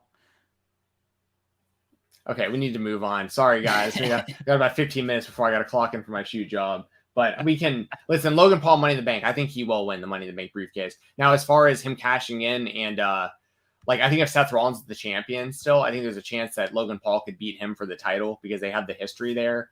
But I wouldn't see Logan beating Cody if he had the title. I wouldn't see him beating Roman, obviously, or most other people. But I could see it if like Seth's still the champion and Logan has that briefcase. Because what is cool about Logan having it is the unpredictability because he isn't there hardly at all. You would really have no idea when he was going to cash it in. So yeah, I'm going to go with Logan Paul. But I think most of the people watching this right now want to see LA Knight. Because they're smart. Yeah. Our product is what it is. We're going straight up the middle. AKIRA won the MLW National Open Weight title. World Middleweight title. Middleweight title. Sorry, World Middleweight. There's a lot of championships in MLW. There is. You want to talk about this. This match happened 5 months ago. But it aired it didn't happen that long ago. Because MLW happened in April. Did it happen in April? Well, no, that was 2 months it happened ago. In April. Yeah, they've gotten better. They have gotten better about getting this stuff out a little quicker. It's still a 2-month-old match, 2.5 months. But it just aired, and the reason I wanted to bring it up, for one, we do another spotlight, and we didn't have a lot of topics this week because we had Forbidden Door. So I wanted to make sure to give a shout out to AKIRA because AKIRA is badass. I like what they're doing with the calling in MLW. He's in Raven's group. He got the win by it was him, Lince Dorado, who was the champion, and Leo Rush. They had a good 3-way match. AKIRA hit the death penalty, his finishing move, which is like the reverse Bloody Sunday, like the reverse lifting DDT, and he pinned Lince to win the championship.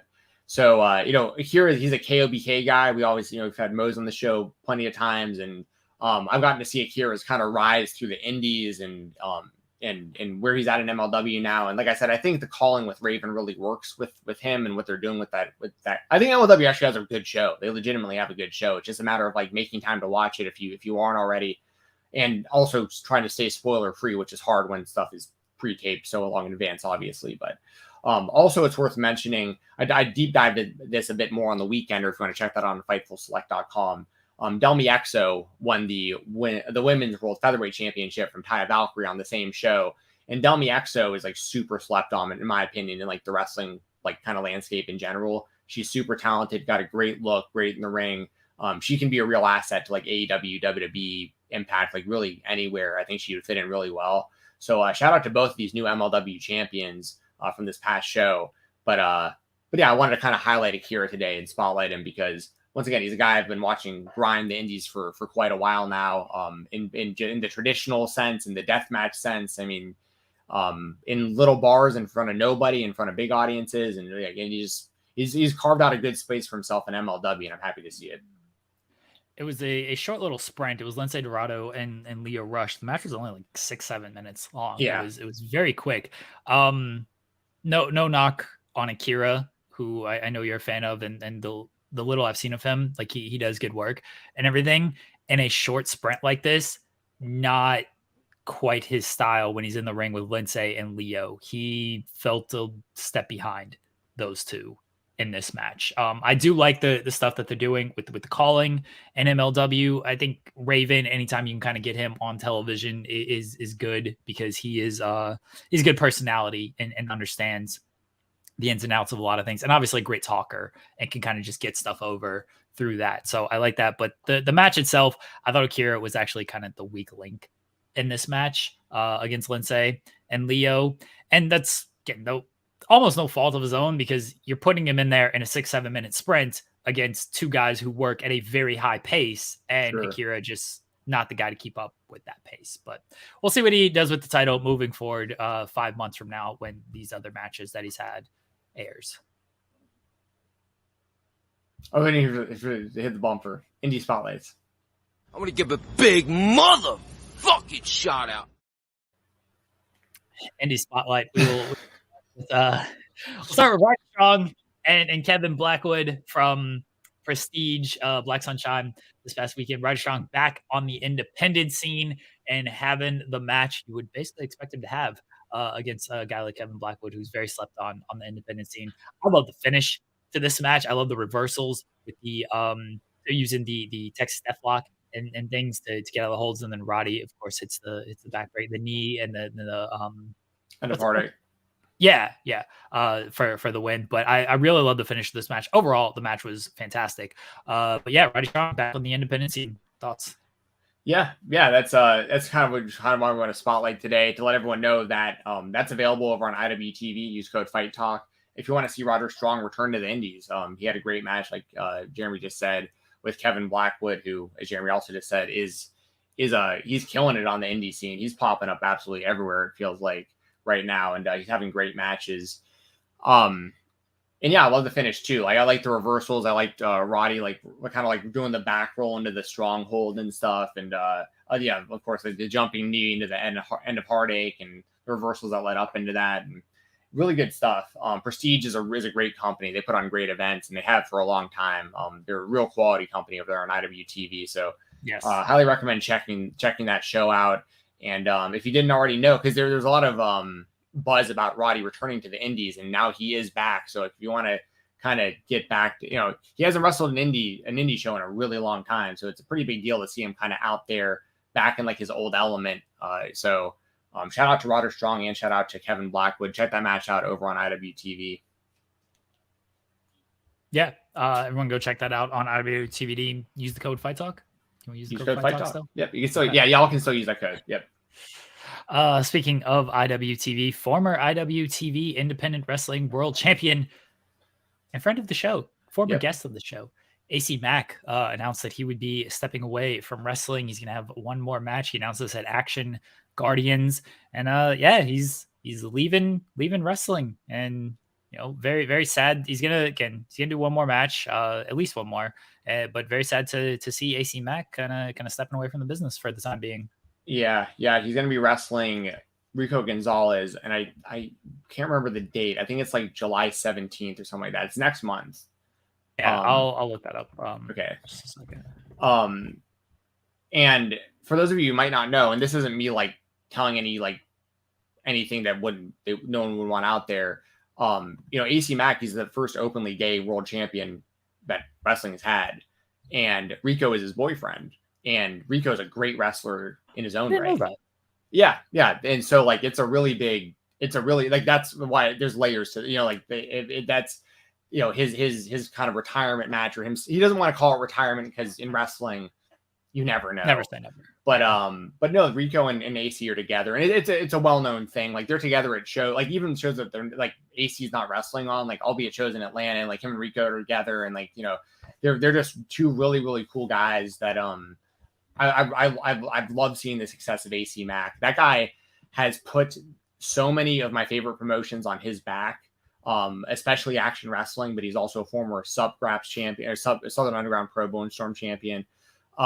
He's won multiple, obviously the IWTV World Independent Wrestling Championship. That's like the biggest one for sure. He's popped up on NXT before. Like, this guy's had a great run. He was Action Wrestling champion for like at least 2 years straight, maybe even longer. He was a champion for a long time in Action Wrestling. Had a really important feud with Brett Eisen throughout the Southeast that spanned Action Wrestling, Southern Underground Pro, and other companies. It was unfortunately cut short because of the pandemic. There was a lot they were going to do with AC Mack, holding both the subtitle and the Action title simultaneously that they couldn't get to, unfortunately. But it's super cool because like Rico's really talented. He's really on the come up right now. And I'd imagine that AC will put Rico over on his way out, and it'll help elevate Rico to an even higher level, that he got this big win over AC.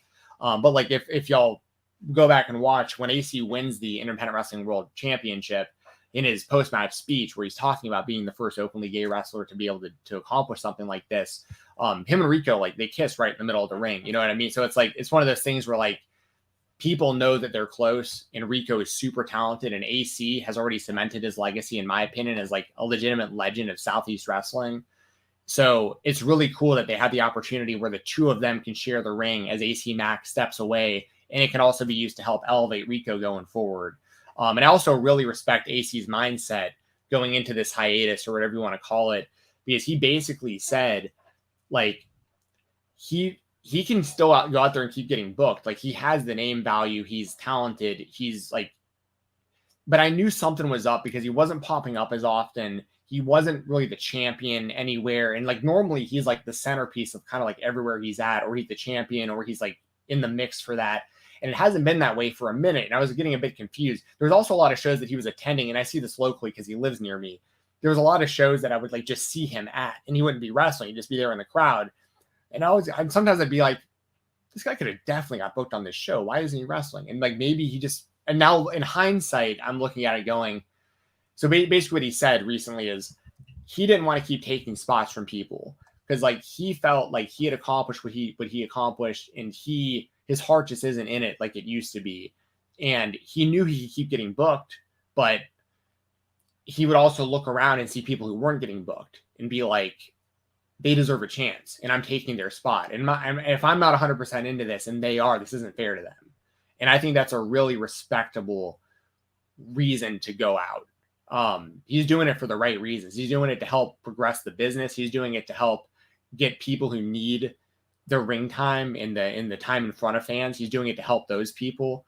And he's being incredibly unselfish, because he could just keep getting booked over and over and over again, take up all those spots, become the world champion in multiple other companies. And instead he's deciding to take this step back. And I don't know what he plans on doing. You know, I'd imagine he'll just get like a normal job and just like live a normal life for a minute, or like whatever. But that's not necessarily a bad thing either, man. Like, people don't, everyone's different, and not everyone's goals are going to be your goals and stuff. And like, even though, sometimes you accomplish all these things.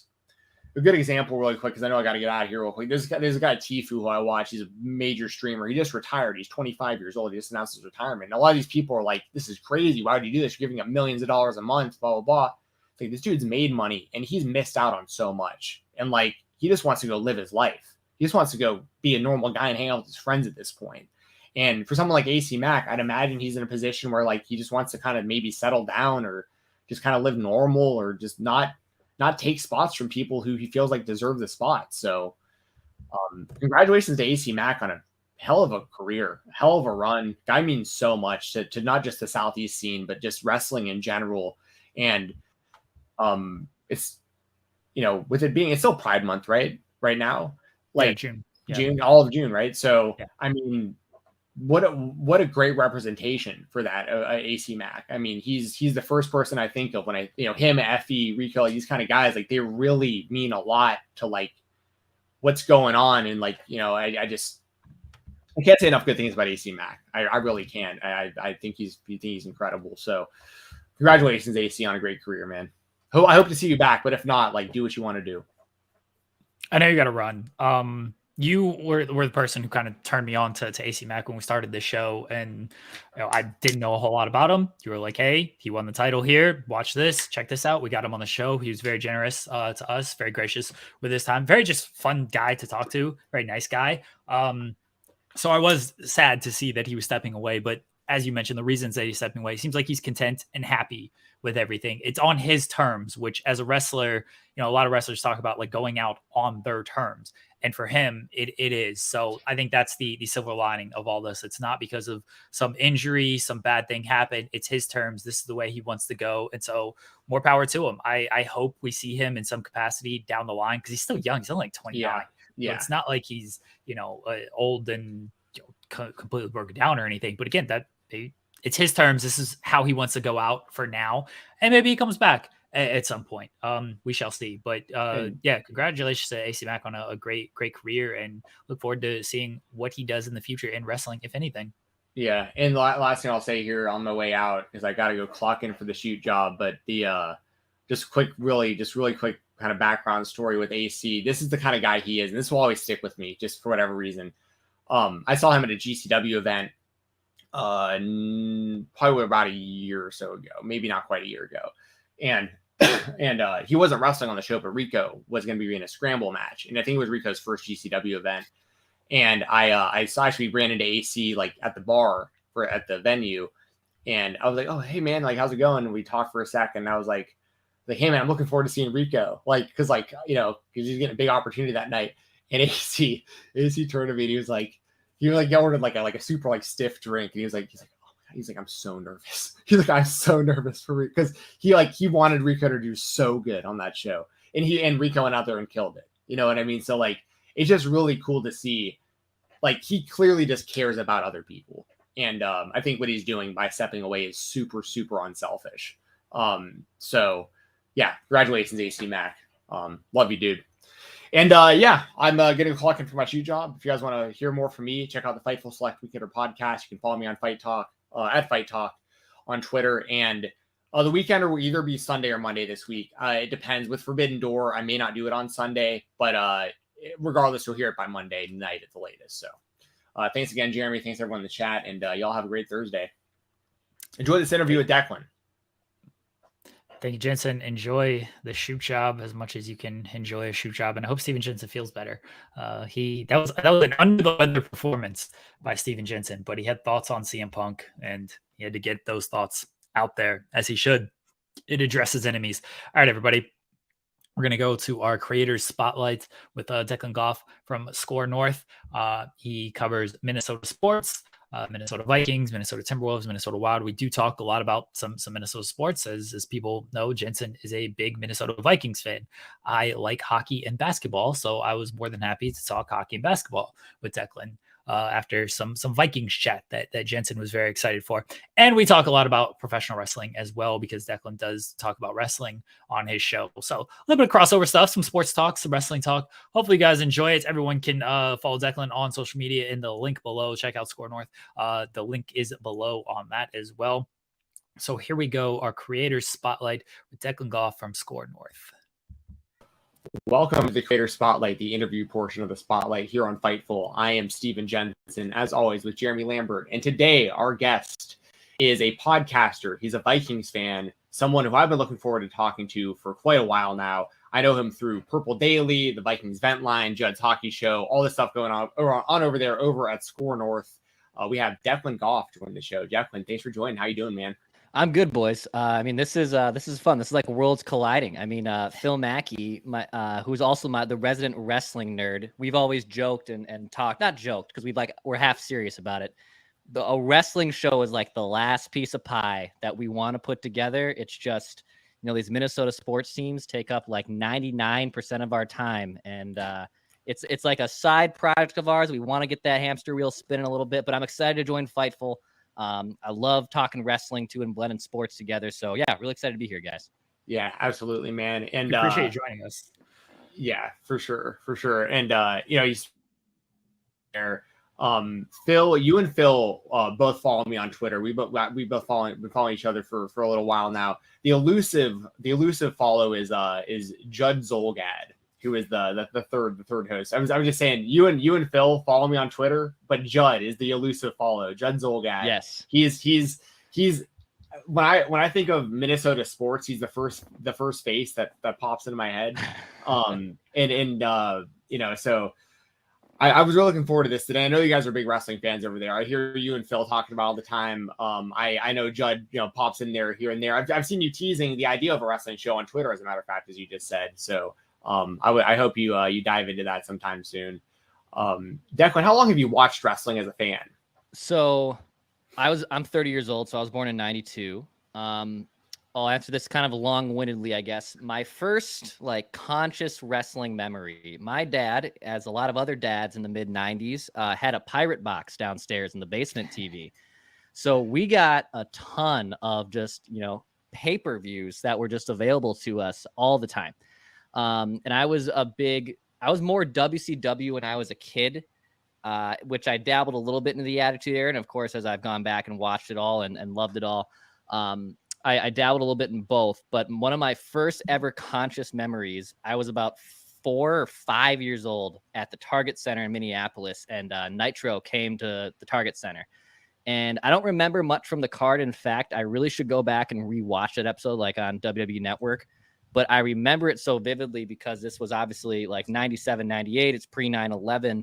And I remember the national anthem, everyone having their lighters up, and I remember being a kid and remembering that so vividly, of all these lighters being up during the national anthem. So I that's the earliest memory I have. I will say I went through a phase. I went through wrestling. I went as a wrestling fan in phases. So from 2000 to 2004, I was pretty checked out. I didn't really watch a lot. And then I started to get back into it because my friends at school started watching again. And the first iteration of SmackDown and Raw I started getting back into was the first SmackDown that JBL was WWE champion. He had just beaten Eddie Guerrero at Great American Bash. And then from 04 to 08, I was all in. And same thing. I would say I ebbed and flowed back in, but thanks to the WWE Network, I've been able to just watch so many pay-per-views or epic Raws or SmackDowns and stuff. So I've been in and out of wrestling a lot, but I will say for the last 5 years, I've been pretty consciously in. I haven't really taken too much of lulls and breaks. And because of the great WWE Network and Peacock, everything's just available to you now. So yeah, I would say that's kind of my long-winded way of how I first became a wrestling fan. And who were some of your favorite wrestlers when you got into it? And then when you kind of got back into it again? Yeah. So Jeff Hardy was one that I always loved. It's really too bad he hasn't been able to kind of, keep his act together out of the ring. I wasn't watching live when he first won his WWE title, but I remember even watching that back even 5-6 years ago for the first time when he won an Armageddon, and just even the emotion and pop that I felt for that was pretty nuts. But I would say Jeff Hardy. Shawn Michaels is my all-time favorite. I think even the second half of Shawn Michaels, the post, both lost my smile and both back injuries. I would say even that iteration of Shawn Michaels is more impressive than the first few iterations of Shawn Michaels.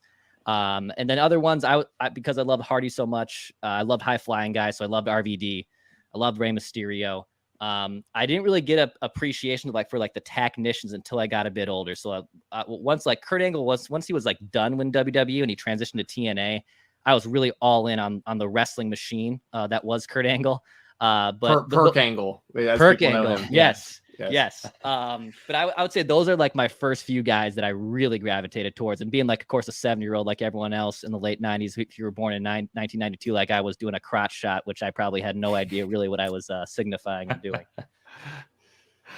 I have to ask you a very difficult question, and that is a big topic nowadays. Do you think the Bloodline story is cinema? Yeah, it's cinema. I would say it's cinema. And you guys can probably have talked about this ad nauseum too, but they shoved Roman Reigns down wrestling fans' throats for years and years and years. And I wasn't really all in on him either. I thought he was kind of a phony, but this tribal chief angle has just been so phenomenal. And they finally got him over to the place that they've been wanting him to be for years. And watching this Uso stuff fall out has been even more impressive. It's been crazy. I was one of those guys that was shocked that Cody didn't get the belt off him at WrestleMania, but it still works. It works so damn well. And watching all these guys that have tried to come and take the belt, and just watching how well he is also on the microphone yeah, man, I would say it's cinema for sure. It's been fun to watch him kind of develop and watch this whole bloodline angle fall out too. Yeah. So, and as far as all like other kind of current things going on in the WWE, it's actually part of what triggered me inviting you on the show today was a tweet that I put up about how I believe that Logan Paul should win Money in the Bank. And you strongly disagreed with that, which I appreciate people disagreeing. As long as people are cool with like respectfully like having a conversation, like I'm all for it. You know what I mean? I kind of like tongue in cheek, kind of like fanboy for Logan Paul more. Like I play into it because the wrestling fans like despise him so much, but it's like I respect the athleticism. I respect how famous he has made himself through the internet, and I respect the boxing. There's things about him I definitely respect. But it's one of those things, and he's done a great job in the ring in the WWE. Like what the positions he's been put in, I think he's succeeded in. Can you speak kind of to like why wouldn't you want to see Logan Paul winning the Money in the Bank briefcase? Because obviously he's in the match now. Yeah, and to be honest, I come with you that he's probably the favorite to win. It wouldn't shock me at all if he ends up winning it. The thing I don't really like about him, and you touched on these points that are true, he is athletic. He's way more athletic than I even gave him credit for it. The dude can fly around the ring. The thing I don't really like about the buildup with him is he's being used very strategically, right, to be over in these big moments. And you just have so many other guys and that are on the card that are deserving of that spot. And I don't love that, like, he gets to train with all these best guys and just be able to get dispose wherever he wants to be and wherever creative wants them. Clearly Triple H loves them, which is like too bad because Triple H obviously is pulling a lot of the strings, but he's a phenomenal athlete. And if he wants to be, I guess, all in on WWE, where he's on the roster week in and week out, he's not just like taking these 6 months on, 6 months off, getting to train behind the scenes with all the best guys and then being used in the big high key pay-per-views. I could be, my tune would be changed on him a bit, but that's what I think I just have such a hard time gravitating towards him. And to be honest, he's just like such an unlikable person. Like I do not like the guy at all. I didn't like him before he joined WWE. I don't like him in WWE. I thought his promo yesterday on Raw was actually pretty good. Like he was playing to the hand of the Cleveland fans and saying how much Cleveland sucks and doing all that good stuff. So like he's got some skills for sure. I just don't love how he's used.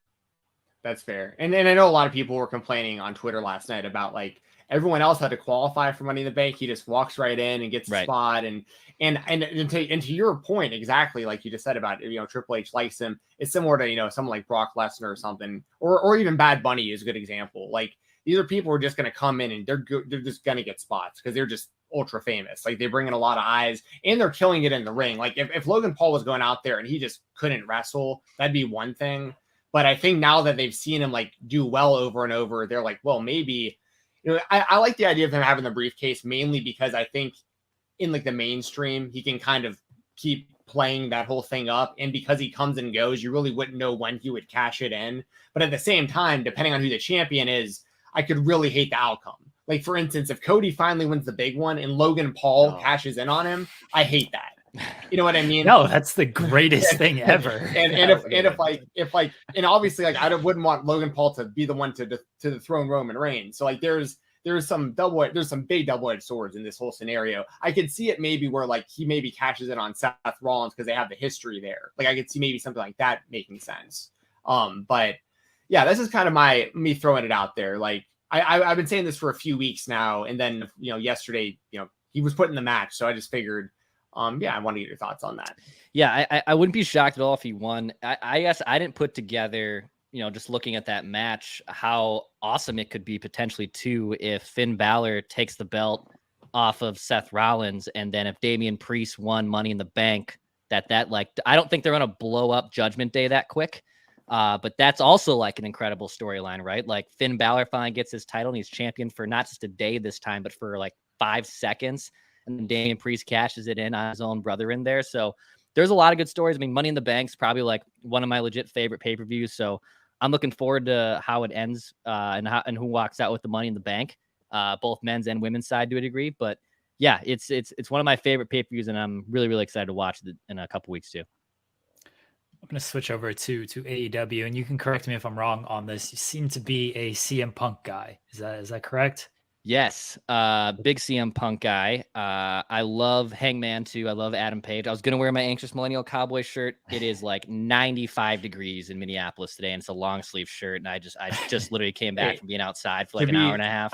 To be fair, you rep it on your podcast pretty often. So like, I mean, you're out there representing for Hangman. Yeah. I appreciate it. But I was at so we did AEW did some stuff with us at SKOR North. We actually interviewed Jericho going into the Quake at the Lake Dynamite episode, which was about 9 months ago, and that's the episode that CM Punk obviously came back after the broken foot. So I was there for that pop, which was and I've only been to a handful of things. I actually was at Full Gear 2 when Hangman won his first AEW title, but that Punk return was probably like the coolest pop I've ever experienced in person. I mean, I think we all kind of saw it coming, especially when they were just brawling at the end. And I was like, all right, they're going to do this, right? And that music hit of Cult Personality, and it was awesome. But yes, I'm a big CM Punk fan. Little cantankerous, but yes, he's a legend, and I love him on the mic too. I was gonna say, you just mentioned you were also a Hangman Page fan. I was gonna ask kind of where you fall on this, and not necessarily who's right and who's wrong, but there's a difference in Samoa Joe kind of mentioned this. Of like, there's just sort of a difference in philosophy between the two sides here. So I was wondering like where you fell in just basically which side which philosophy you agree with. Yeah. It's tough. I read that great piece on ESPN on Friday about the whole expose, which was awesome to kind of see that behind the scenes things.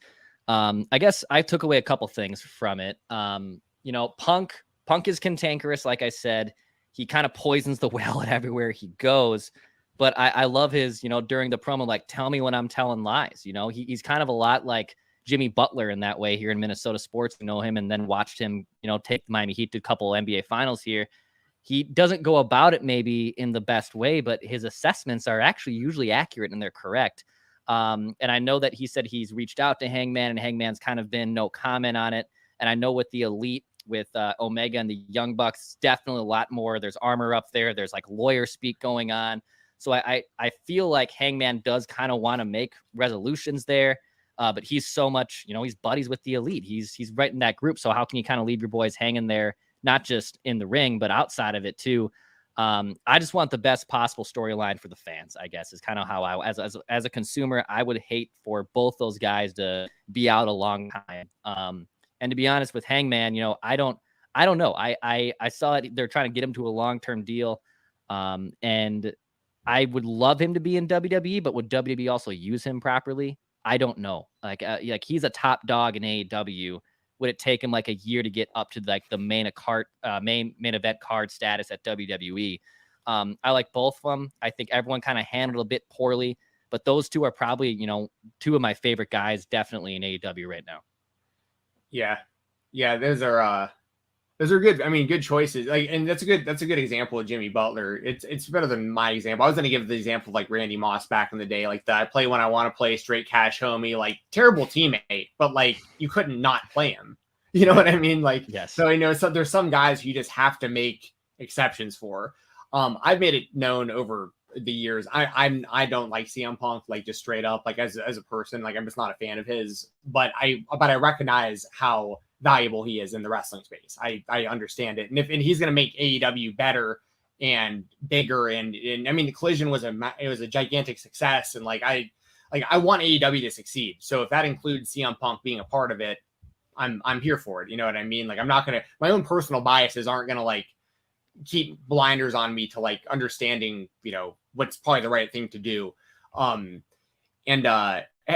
mentioned the pop for CM Punk that you saw live. Have you ever experienced a pop even like in like the football world, like for the Vikings? Have you ever been live to anything that kind of was similar to that? Yeah, I was luckily there at the Minneapolis Miracle game. That was what I was going to ask. I figured that, that would be the one that no one saw that coming. I think some people in the wrestling space and at Target Center that night knew that, all right, man, it's been like 3 months. Punk could come back tonight. Like there was a belief there. No one saw that play obviously coming for the Vikings. That one's definitely up there. It was obviously cool seeing Hangman win at Full Gear. I was also at, let's see here. I think this was 2017. TLC came to the Target Center, and I think Roman either got sick, and Kurt Angle had to jump in and wrestle with the Shield. Yeah. And that was like his first WWE wrestling event in like 12 years or something at the point. And the dude couldn't really move much anymore. But that was like cool to see. That was like awesome as like someone who, again, loved the wrestling machine, loved Kurt Angle. To see him like come down that Shield entrance with those guys was pretty dope. But yeah, I would say the Minneapolis Miracle one is one that definitely comes to mind. You know, I'm a huge sports fan. I've been in a lot of events. The Twins haven't done that for me in a long, long time. So I would love to say like there's a Twins moment, but I haven't really experienced that from the sports side. So that's why I try to dabble into some wrestling. Even if it's superficial and it's staged just a little bit, at least I can get that excitement and that pop. We got Forbidden Door this weekend. Any matches that stand out to you that you're really looking forward to on this card? Because I think last year was honestly one of the best shows of the year. So what are you thinking about this year's card so far? So Forbidden Door is not like, I haven't gotten full in on the New Japan scene. My buddy Tyler Fornes, who is a huge, he's on Purple Daily with us too. I mean, he is huge in the New Japan. He's like trying to get me to like really understand some of these guys. Cause like I got into AEW immediately. I know some people in WWE were just like, no, I'm not going to, you know, mix both these cards. And like, no, like more wrestling, the better for me. Obviously, you know, Omega's going to be wrestling and Daniel Bryan's are going to be wrestling, and those guys are can't miss. I really actually have fallen in love with Jungle Boy too. You know, I when I went to that Full Gear pay-per-view in 2021, I was still like, wasn't all fully ingrained with everyone on the AEW roster. And at that point I was like, wait, who is this guy? And why are we all waving our arms when he's coming out? But I also love that stuff. Like I love the crowd involvement and stuff. So I'll probably dabble into it a little bit. But yeah, I mean, I just like that Khan has kind of opened up, you know, for the lack of better words, this door with other companies that make AEW a little bit stronger and kind of be like this funnel system where, you know, WWE has NXT, which is great. But there can be other ones too in the AEW sphere. And I love that Khan has kind of been able to get all this to work together too. This now I want to ask a follow-up on this, because this is always a interesting debate online when it comes to Forbidden Door and guys just kind of popping in and then you might not see them again. Like we had Will Ospreay showing up last Wednesday and kicking Omega, and like he's been on AEW television before. Okada wrestled at Forbidden Door last year, and they're in the big matches against Omega and Danielson respectively. But do you feel like, as someone who doesn't really keep up with New Japan, like, oh, these guys are being introduced well, I understand like kind of their value, their place in the New Japan hierarchy? Or do you think like AEW could actually do a better job of that, of explaining like, why are these guys so important that they should have these matches against the against the Omegas and Danielsons? Yeah, I think probably a little bit more the latter, especially you know, AEW is trying to be this new spiderwebby kind of catch-all wrestling fans, and it'd be nice to kind of get a lot more of that backstory, because obviously like the hardcore guys, you know, you guys especially, and so many others, they know New Japan, they know all these guys, where, you know, if you're like me and you're a little bit casual, you're more casual on the AEW side of things, it's just hard to like keep all that stuff together. And I think they definitely could do probably a little bit better job, because yes, I mean, all respect to that New Japan scene. I mean, that's also incredible. Just because I don't watch it does not mean that I don't have incredible respect for all those dudes, because I know how much New Japan wrestling does. You know, I know Jericho has talked a lot about how New Japan has meant to him, traveling all over the world and bouncing from company to company in a good way. But yeah, I think AEW could probably benefit from just explaining that stuff a little bit more. You know, it's weird because like in the NFL, like we know what the XFL is and we know what the USFL is, but like no one cares about it. But like with New Japan and with all these other companies, like, no, these are actually talented people. Like XFL and the USFL doesn't have talent. And that's a sport problem. We're like, no, in wrestling and New Japan and all this stuff, there is equally, if not better talent than AEW and WWE. And we just don't really know anything about it, which kind of stinks. That's a really good. I'm glad you asked that question, Jeremy, because we get that. There's that kind of discourse comes up often with amongst like the hardcore wrestling fans, especially of like, because I'm guilty of it too, because I'm such a fan of like the independent wrestling. I've been watching most of these guys, but by the time they're in AEW, I've been watching a lot of these guys for like a decade before they've been there. So for me, I'm just always watching things, just kind of assuming like, okay, I get what's going on, so I'm good with it. But it's good to know like that they could be doing a better job kind of explaining what's going on. You mentioned the XFL.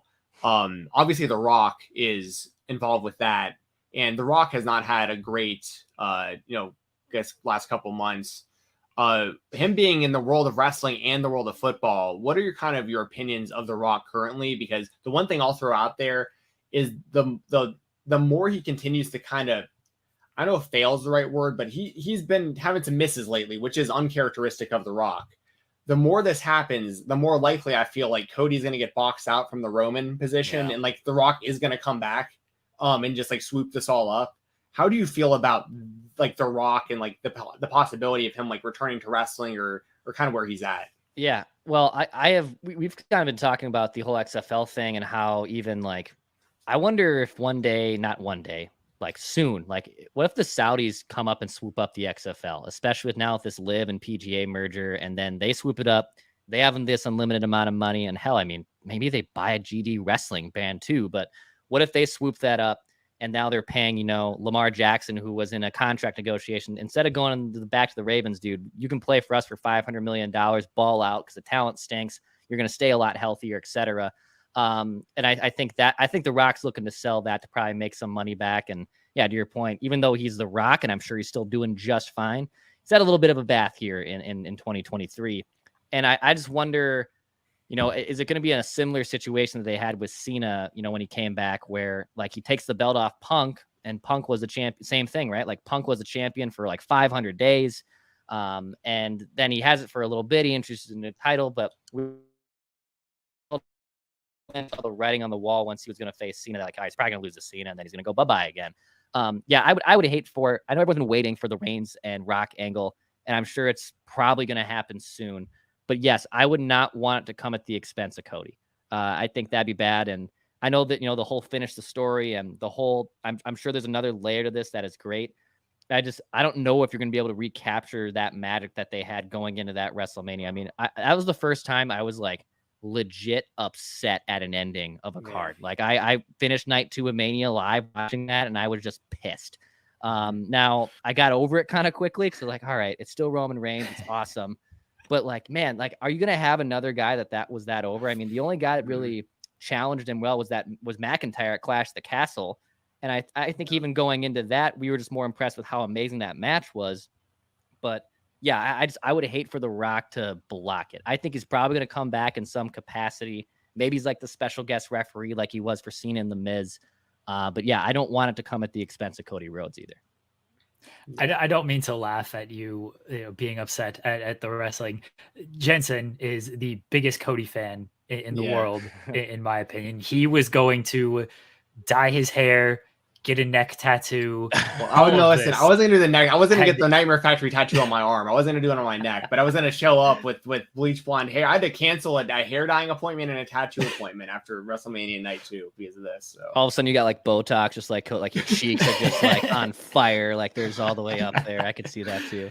Yeah. He's the biggest Cody fan, and he had to cancel all these plans because Cody lost. And so anytime anybody mentions like, I was really upset Cody lost too, my natural reaction is just to smile and laugh because I know Jensen's pain through it. And sure. I try to laugh at Stephen Jensen's pain because I'm a terrible co-host. And that's fair. But there's hundreds of thousands of people, honestly, that are wrestling fans that they were ready for Cody to win that match. Like it was like the moment was perfect. It's true. I mean, even though I'm like super biased and I'm Mr. Cody fan, like everyone else who likes Cody, like we were all screwed that night. Like that was like, I still can't believe I have nightmares of Solo's thumb so often just hitting Cody. I mean, it's terrible. I think what just sucked too was that ending. Like if Roman would have pinned him clean, like, all right, I get it. But like the fact Solo had to come in and get involved, give him the spike, and it's like, and you saw it coming. You're like, no. Like he'll kick out, and just 1, 2, 3. And you're just like, damn it. Like that's how we're going to end the biggest pay-per-view of the year and the guy that was most over. And I guess maybe it was too predictable. Like maybe that's it. But it was just so bizarre seeing that one play out. How did Phil feel about that one, being a wrestling fan also? Yeah, he was more, we were like texting during it and stuff too. And I remember talking about it the next day, and he was more buying of, no, like, let's finish this story. Like let's embrace finishing the story here. Like, let's not be completely out on the fact that he didn't win at WrestleMania. It's going to be a full circle thing. And I did appreciate Triple H's press conference with that too, of of how I kind of explaining, at least I know they don't really tip their hand on the creative there, but I love that. In fact, the press conference angle in general with that AEW does, that WWE is now starting to do a little bit because of AEW. I think that stuff's genius. Now, like MJF, like how much of that is like him just being MJF? How much of that is real? I don't know. But I did appreciate that part that like Hunter goes on the podium and kind of explains the thought process of the creative of why we didn't put the belt on Cody that night. And part of me did kind of buy into it, for better or worse. I mean, if you bought into we don't finish stories, then, you know, bless those press conferences. I have to cover them, and some of them, they could just be very, very tedious when it comes to that stuff. They're only in the third inning. Maybe they're in the fourth now after this last couple of times. Jensen, any more wrestling stuff? Because I know we're going to talk some Minnesota sports here, and I know you're wearing your Vikings jersey, but I want you to get any more wrestling stuff that we need to get out of, because I know he's also a Wild fan, or covers the Wild, and I have beef with that. So okay, cool. So Declan covers all Minnesota sports, and SKOR North does a great job of that. I live in Atlanta, Georgia. My dad is from like North Dakota. His whole side of the family is like North Dakota, Minnesota, all Wisconsin, all up there, but they're all Vikings fans. So that's why I'm so loyal to the Vikings. Been watching them my whole life.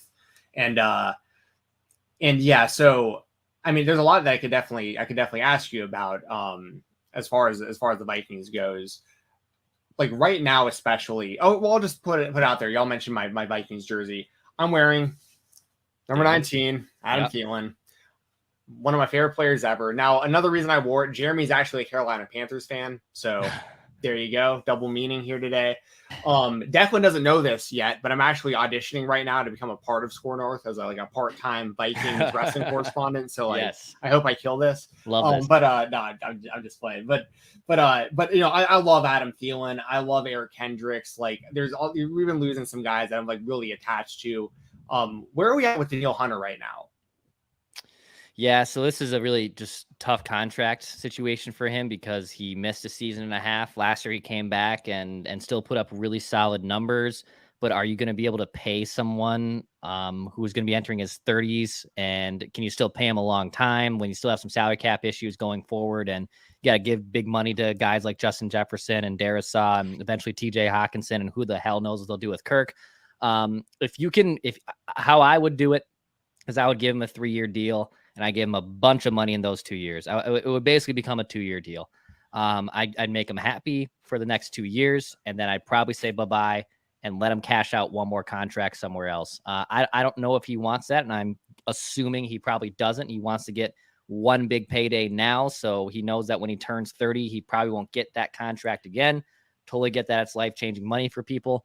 But if they can figure out a way to give him like a 2 to 3 year deal with a bunch of money up front to make him happy after maneuvering all this cash all over the place, then I'm for it. I mean, the defense needs him. He kind of has them playing out of their hand here, and I think they'll make him happy, but I don't hope that they give him like a 5 or a 6 year deal. I hope it's on the short-term front, and they just kind of be able to Band-Aid this together for a little longer.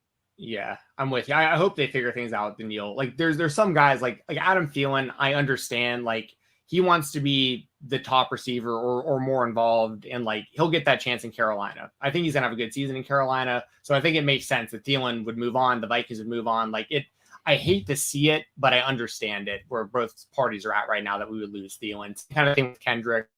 But then you have guys like Harrison Smith, who I consider kind of heroes because they take the less money and they stay and they're going to end their career with the Vikings. And I love seeing that as well. But I feel like Daniil is someone we just can't lose. Now, one other guy I want to ask you about, because he's very polarizing. He's probably the most polarizing guy that you guys cover every single episode that you guys talk about football. I just want to throw this out there from my perspective as a fan of Vikings, someone who doesn't cover the Vikings, but just been watching a long time. I am terrified of losing Kirk Cousins. And I know that like, that's such a coward perspective to have, but you know, I got into the Vikings in 97. So I was like 9 years old in 97. So I was really lucky that I was like conscious and understanding football a little bit as a kid through like the Randy Moss era. And, you know, I lived in Atlanta. So unfortunately in 98, when we lose the NFC Championship game, I had to live in Atlanta and deal with that. You know what I mean? And still to this day, my friends still roast me for that one game in that one missed field goal, Gary Anderson. But because of all of this, and because I've watched the Tavares Jacksons and the Christian Ponders and these guys not work out, and Kirk, I saw you guys just the other day put him in like the top 10. You all basically collectively said he's a top 10 quarterback. But I also understand the limitations there. I get it. It's a really tough position to be in if you're the Vikings, because you can do so much worse than Kirk, but he isn't a Mahomes. Like, he just isn't. So, like, I just want to throw that out there just to let you know, I guess, because I know you guys do the vent line. You get a lot of perspective from Vikings fans. I'm in the camp of, like, I really hope we can keep Kirk, but at the same time, we got to pay Justin. The main priority needs to be locking down Justin Jefferson long term. I don't care who the quarterback is as long as we have him. But man, I also lived through like losing Randy Moss over Dante Culpepper and stuff, and like that was just such a bad move in hindsight. So, how do you think that this is the last year for Kirk, and like we're just trying to find out who the successor to him is going to be, and it really just is about locking in Jefferson and kind of letting the pieces fall from there? Yeah, I think they're going to move on from him. I think this is the last year. And, you know, I know the fear of unknown, what you're talking about there, that you finally have a stable, nice quarterback here. I mean, is he the prettiest girl on the street? No, but, you know, he's a stable relationship. You're happy. You're committed. I get all that. But they need to draft their own guy here. And, you know, I know the Chiefs were a prime example of this. You know, they move on from Alex Smith, who, again, is a safe, solid, secure quarterback. They find Patrick Mahomes, they develop him for a year, and he turns into the best quarterback in the world. I also understand that that's more of a 1 in a million thing, basically. But, you know, the Vikings have also won a lot of games with Band-Aid quarterbacks, right? To your point about Tavares Jackson and Brad Johnsons and Randall Cunninghams. I mean, they have figured out ways to win games with non-elite quarterback play. Case Keenum, one great year. Boom. I mean, I was trying to think, when you were giving your question there, I was trying to think of like, who's like a mid-card wrestler who has never been WWE champion that like gets a lot that's like safe, but not like worldly known as one of the best guys, but like also doesn't deserve maybe to be like WWE champion. Like, I'm trying to think. So that'd be like, maybe like a Dolph Ziggler. Yeah. He's been around forever. Ziggler's won titles. Let's not. Yeah, he's never been the WWE champion though. Yeah, he's won the world title. He's won the world title, right? Whatever. He's won. A little different. That was when the big gold really wasn't as valuable. Anyway, my point is, I get what you're saying though. I get the analogy. Yeah. Yeah, it's like he's solid, he's good, but he's probably never going to be good enough to be the man, right? And I think if they want to enter the future of unknown or get a rookie quarterback or get that bridge guy to help, you know, basically facilitate the rookie, I think they will. The fact that they've paused these contract negotiations, to me, I mean, Kirk could go out and ball out, and then he's going to price himself out of the Vikings' radar, basically. Right. So I think he'll get another contract, but I do think that this is the last year of Kirk Cousins in purple. Yeah. Last question I got for you, because I can talk about Vikings all day. And I know Jeremy has some questions too. And I know you speak about the Vikings ad nauseum, so I appreciate you even answering these questions like outside of your job. But and I know this is a scenario that's been popping up. I'm just going to throw it out there for Vikings fans, throw it out there for you. I know you've thought about this too, but it's been in the back of my mind for years. And now it's just like kind of almost playing out. If Kirk isn't there next year and they draft a quarterback and they need a bridge quarterback, or they need to do something because the next guy isn't ready yet, I mean, what percentage would you put it on? I'm sure it's a low percentage, but out of 100%, what do you think the actual realistic chance is that Aaron Rodgers finishes his career in Minnesota? I mean, he is pulling the exact Brett Favre, Brett Favre moves right now. It's the exact playbook. I would say like 15 to 20%. The weird thing is, like, he's playing outdoors again, which I thought maybe like as he got older, he'd like to move inside. I mean, and look, Brett did that same thing, so maybe he's following those same footsteps. I would say like 20%. If it'd be really interesting, right? If like things just go sideways with the Jets and he's like, nope, I still want to play ball, but it's not going to be here in 2024. Let me call up Kevin O'Connell and see what's going on. But I don't even know if they want to do that. You know, I think Kwesi and KOC both work hand in hand here a little bit. And Kwesi, you know, being the stock market trader guy, I don't know if that would be the best investment to make right now, right? Like, I think you'd rather be able to invest in something that you want to put a lot of capital into and that you're proud of. And I don't think it is a 39-year-old Aaron Rodgers, but dude, you're right. I mean, it wouldn't shock me. No, it would not shock me one bit if that happened. Well, so I'm of y'all's mindset. We differ in philosophy a little bit. Me and you guys at the SKOR North, we have the same catchphrase in our heads. Yeah. I want to see the Vikings win a Super Bowl before I die. That's the most important thing. But I'm willing to completely sell out for that. Like, I don't care if the Vikings suck for a decade. Like, if we have to sack our team one season, I just want to see it happen. Don't care what it takes. So I'm for like whatever, you know. But and so like I'll hear like Judd, for instance. Judd's a genius. He's a football genius. But he'll always be talking about like, you know, 3-4 seasons from now, we're setting up for this and that. And I'm sitting there going, I get that, but like, we've never won. So let's win this year. What do we have to do to win this year? And I just think about like my grandpa, who was a season ticket holder, day one Vikings, who passed away, never got to see it. Mm-hmm. My dad's getting up there in age. I'm in my 30s. You know, it's like, we got to win a damn Super Bowl. So I don't care how we have to do it. If it involves having to get selling out to get Aaron Rodgers, we got one incredible season out of Brett Favre. I totally flipped on him. He was my least favorite player of all time, and now I got Brett Favre memorabilia in my living room. You know what I mean? So I just want to throw that out there too. That we're all in this for the same thing as Vikings fans. We just want to see this happen. I'm just of the mindset of like, I'm cool with completely selling out to make it happen. And, you know, the Rams have done this to a degree. Like, the Rams might be really bad for the next few years, but probably worth it for them. And it's a sport too, and in the NFL, where it's just hard, even when you tank and when you forego, not tank, but when you forego a lot of your draft picks, it's still hard for you to be like consistently bad. We're like in baseball, like when the Kansas City Royals, were just dormant and was terrible for like the first 20 years of my life. And then they pop up and win a couple World Series. And then once again, they're bad again and going to be bad for the foreseeable future. As someone who's ever experienced that, I'll take the Royals route any day over the future of just being, you know, stable and good and competitive, but never great. I'm with you, man. Like, I'll do whatever it takes. And if that means the Vikings are in the Super Bowl tomorrow and then they don't do it again or they're not even in the playoffs for 15 more years, sign me up. I'll take that bet every time. I'm with you. And for the record, I'm big on Kevin O'Connell and Quincy, by the way. I love both those guys. Jeremy, I've got all my questions. If you want to, I know I've taken this whole thing over, but this is the most niche Stephen Jensen podcast you'll ever hear.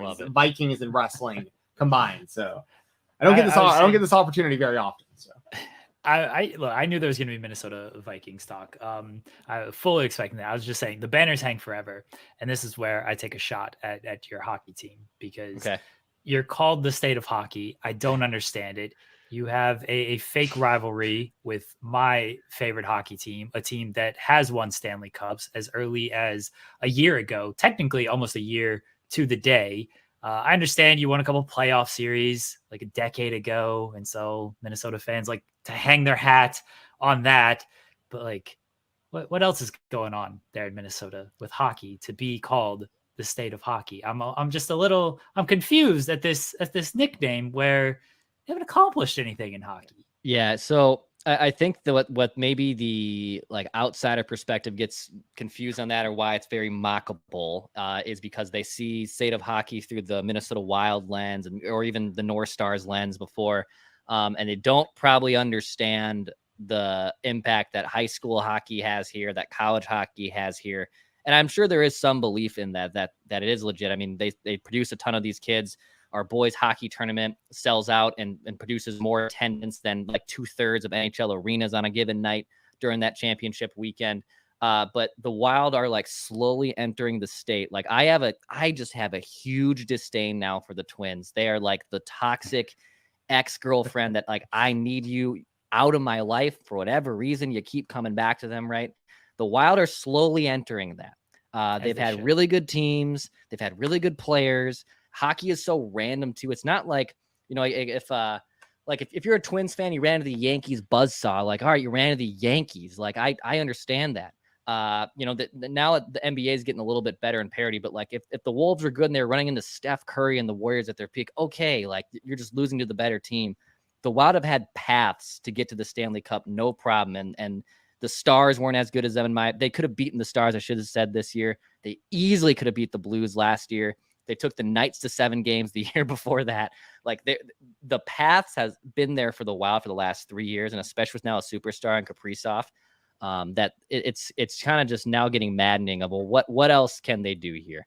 But I get why the State of Hockey nickname does get a little bit mocked outside of Minnesota. It does make sense.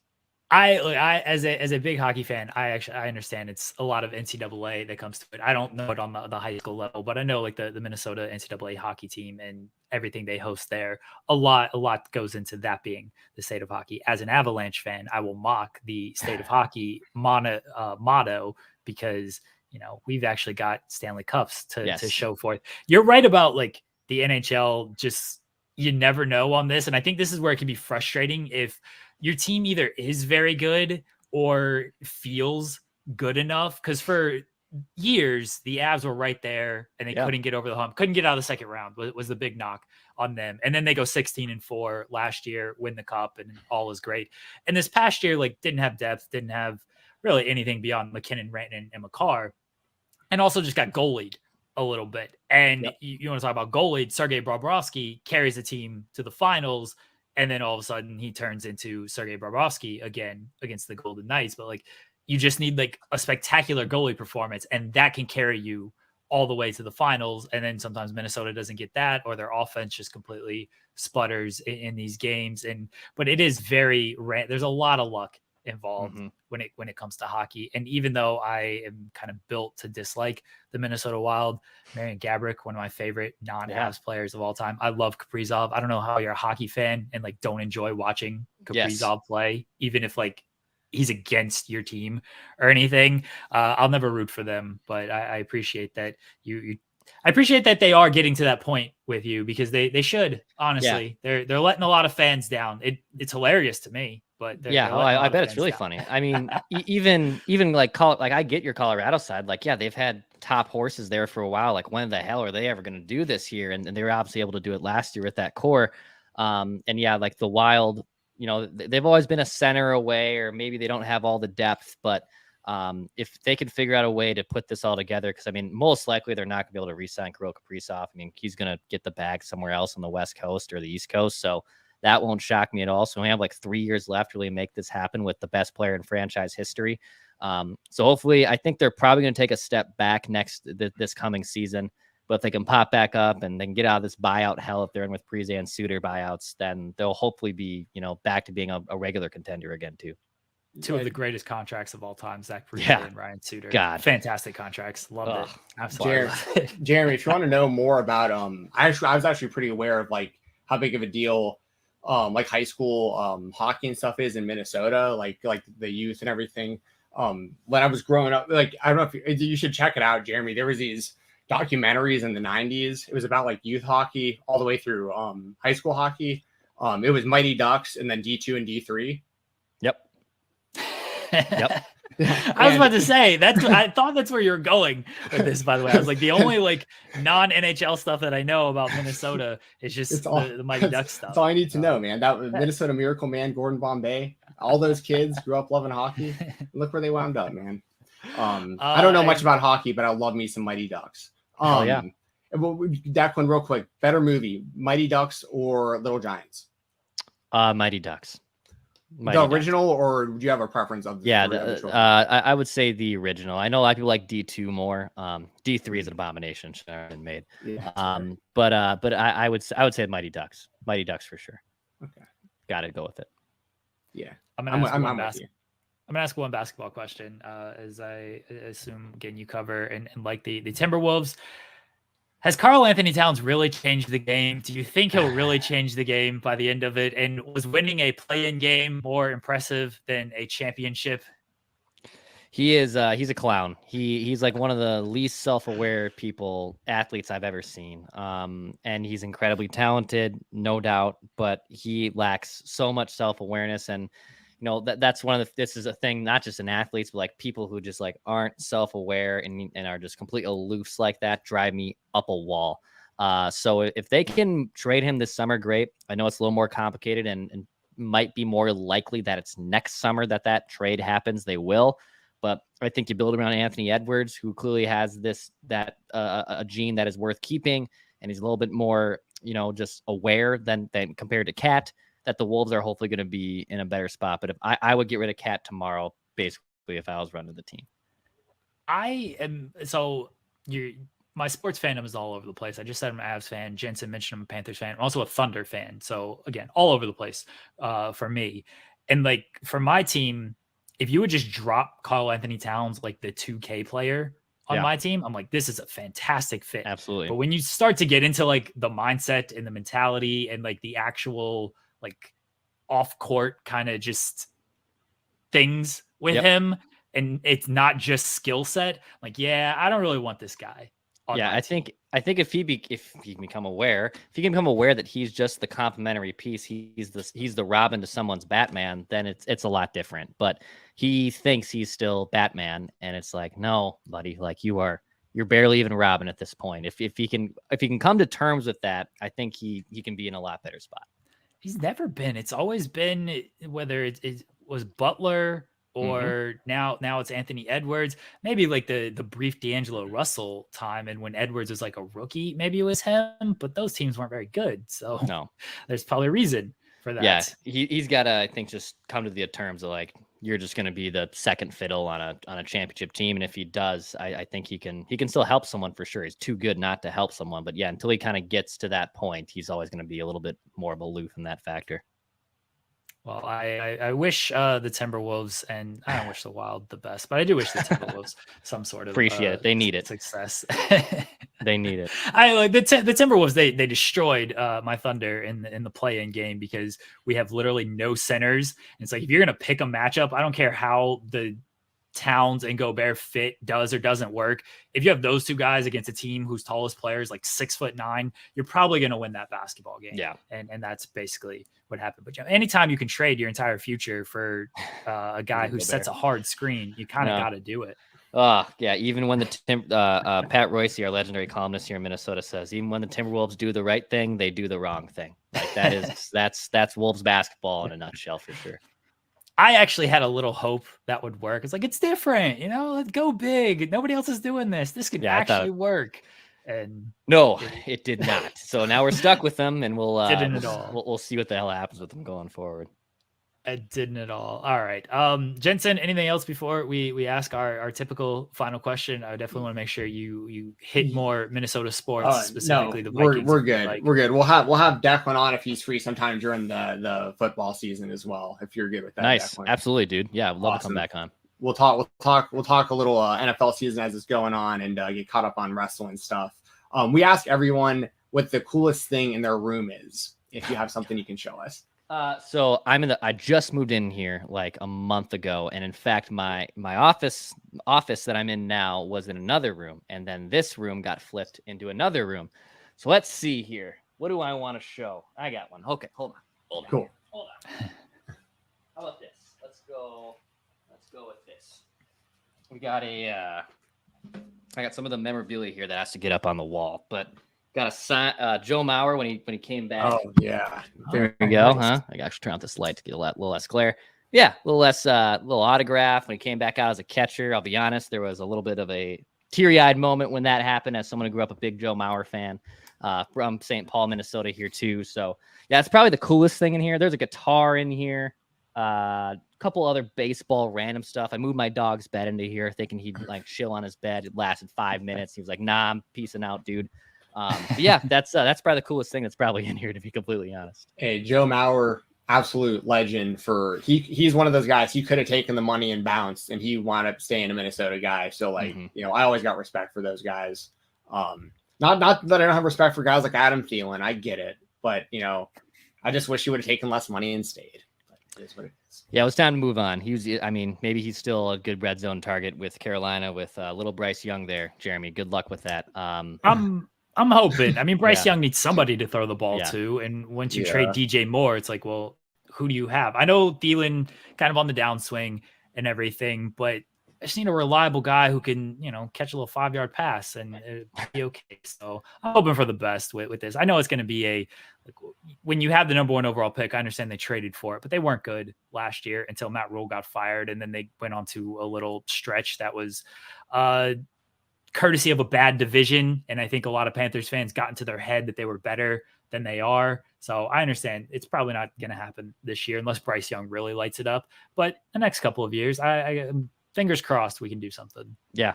Yeah, we'll definitely see what happens. I love that the Panthers have been to 2 Super Bowls in the last like 20 years, and the Vikings haven't been 1 in 40. So it's just that's that fun game to Oh, play. the Super Bowl 50 is gonna haunt me forever. Absolutely haunt me forever. It's just I'm never gonna get over that one unless they actually win one. That one was a tough night. Very tough night. Yeah. Well, the Vikings, we're still trying to recover from the Minneapolis Miracle whole situation. Like we got to play at home and the whole I mean, it was just, I still can't believe we let that slide away. Like it's rough.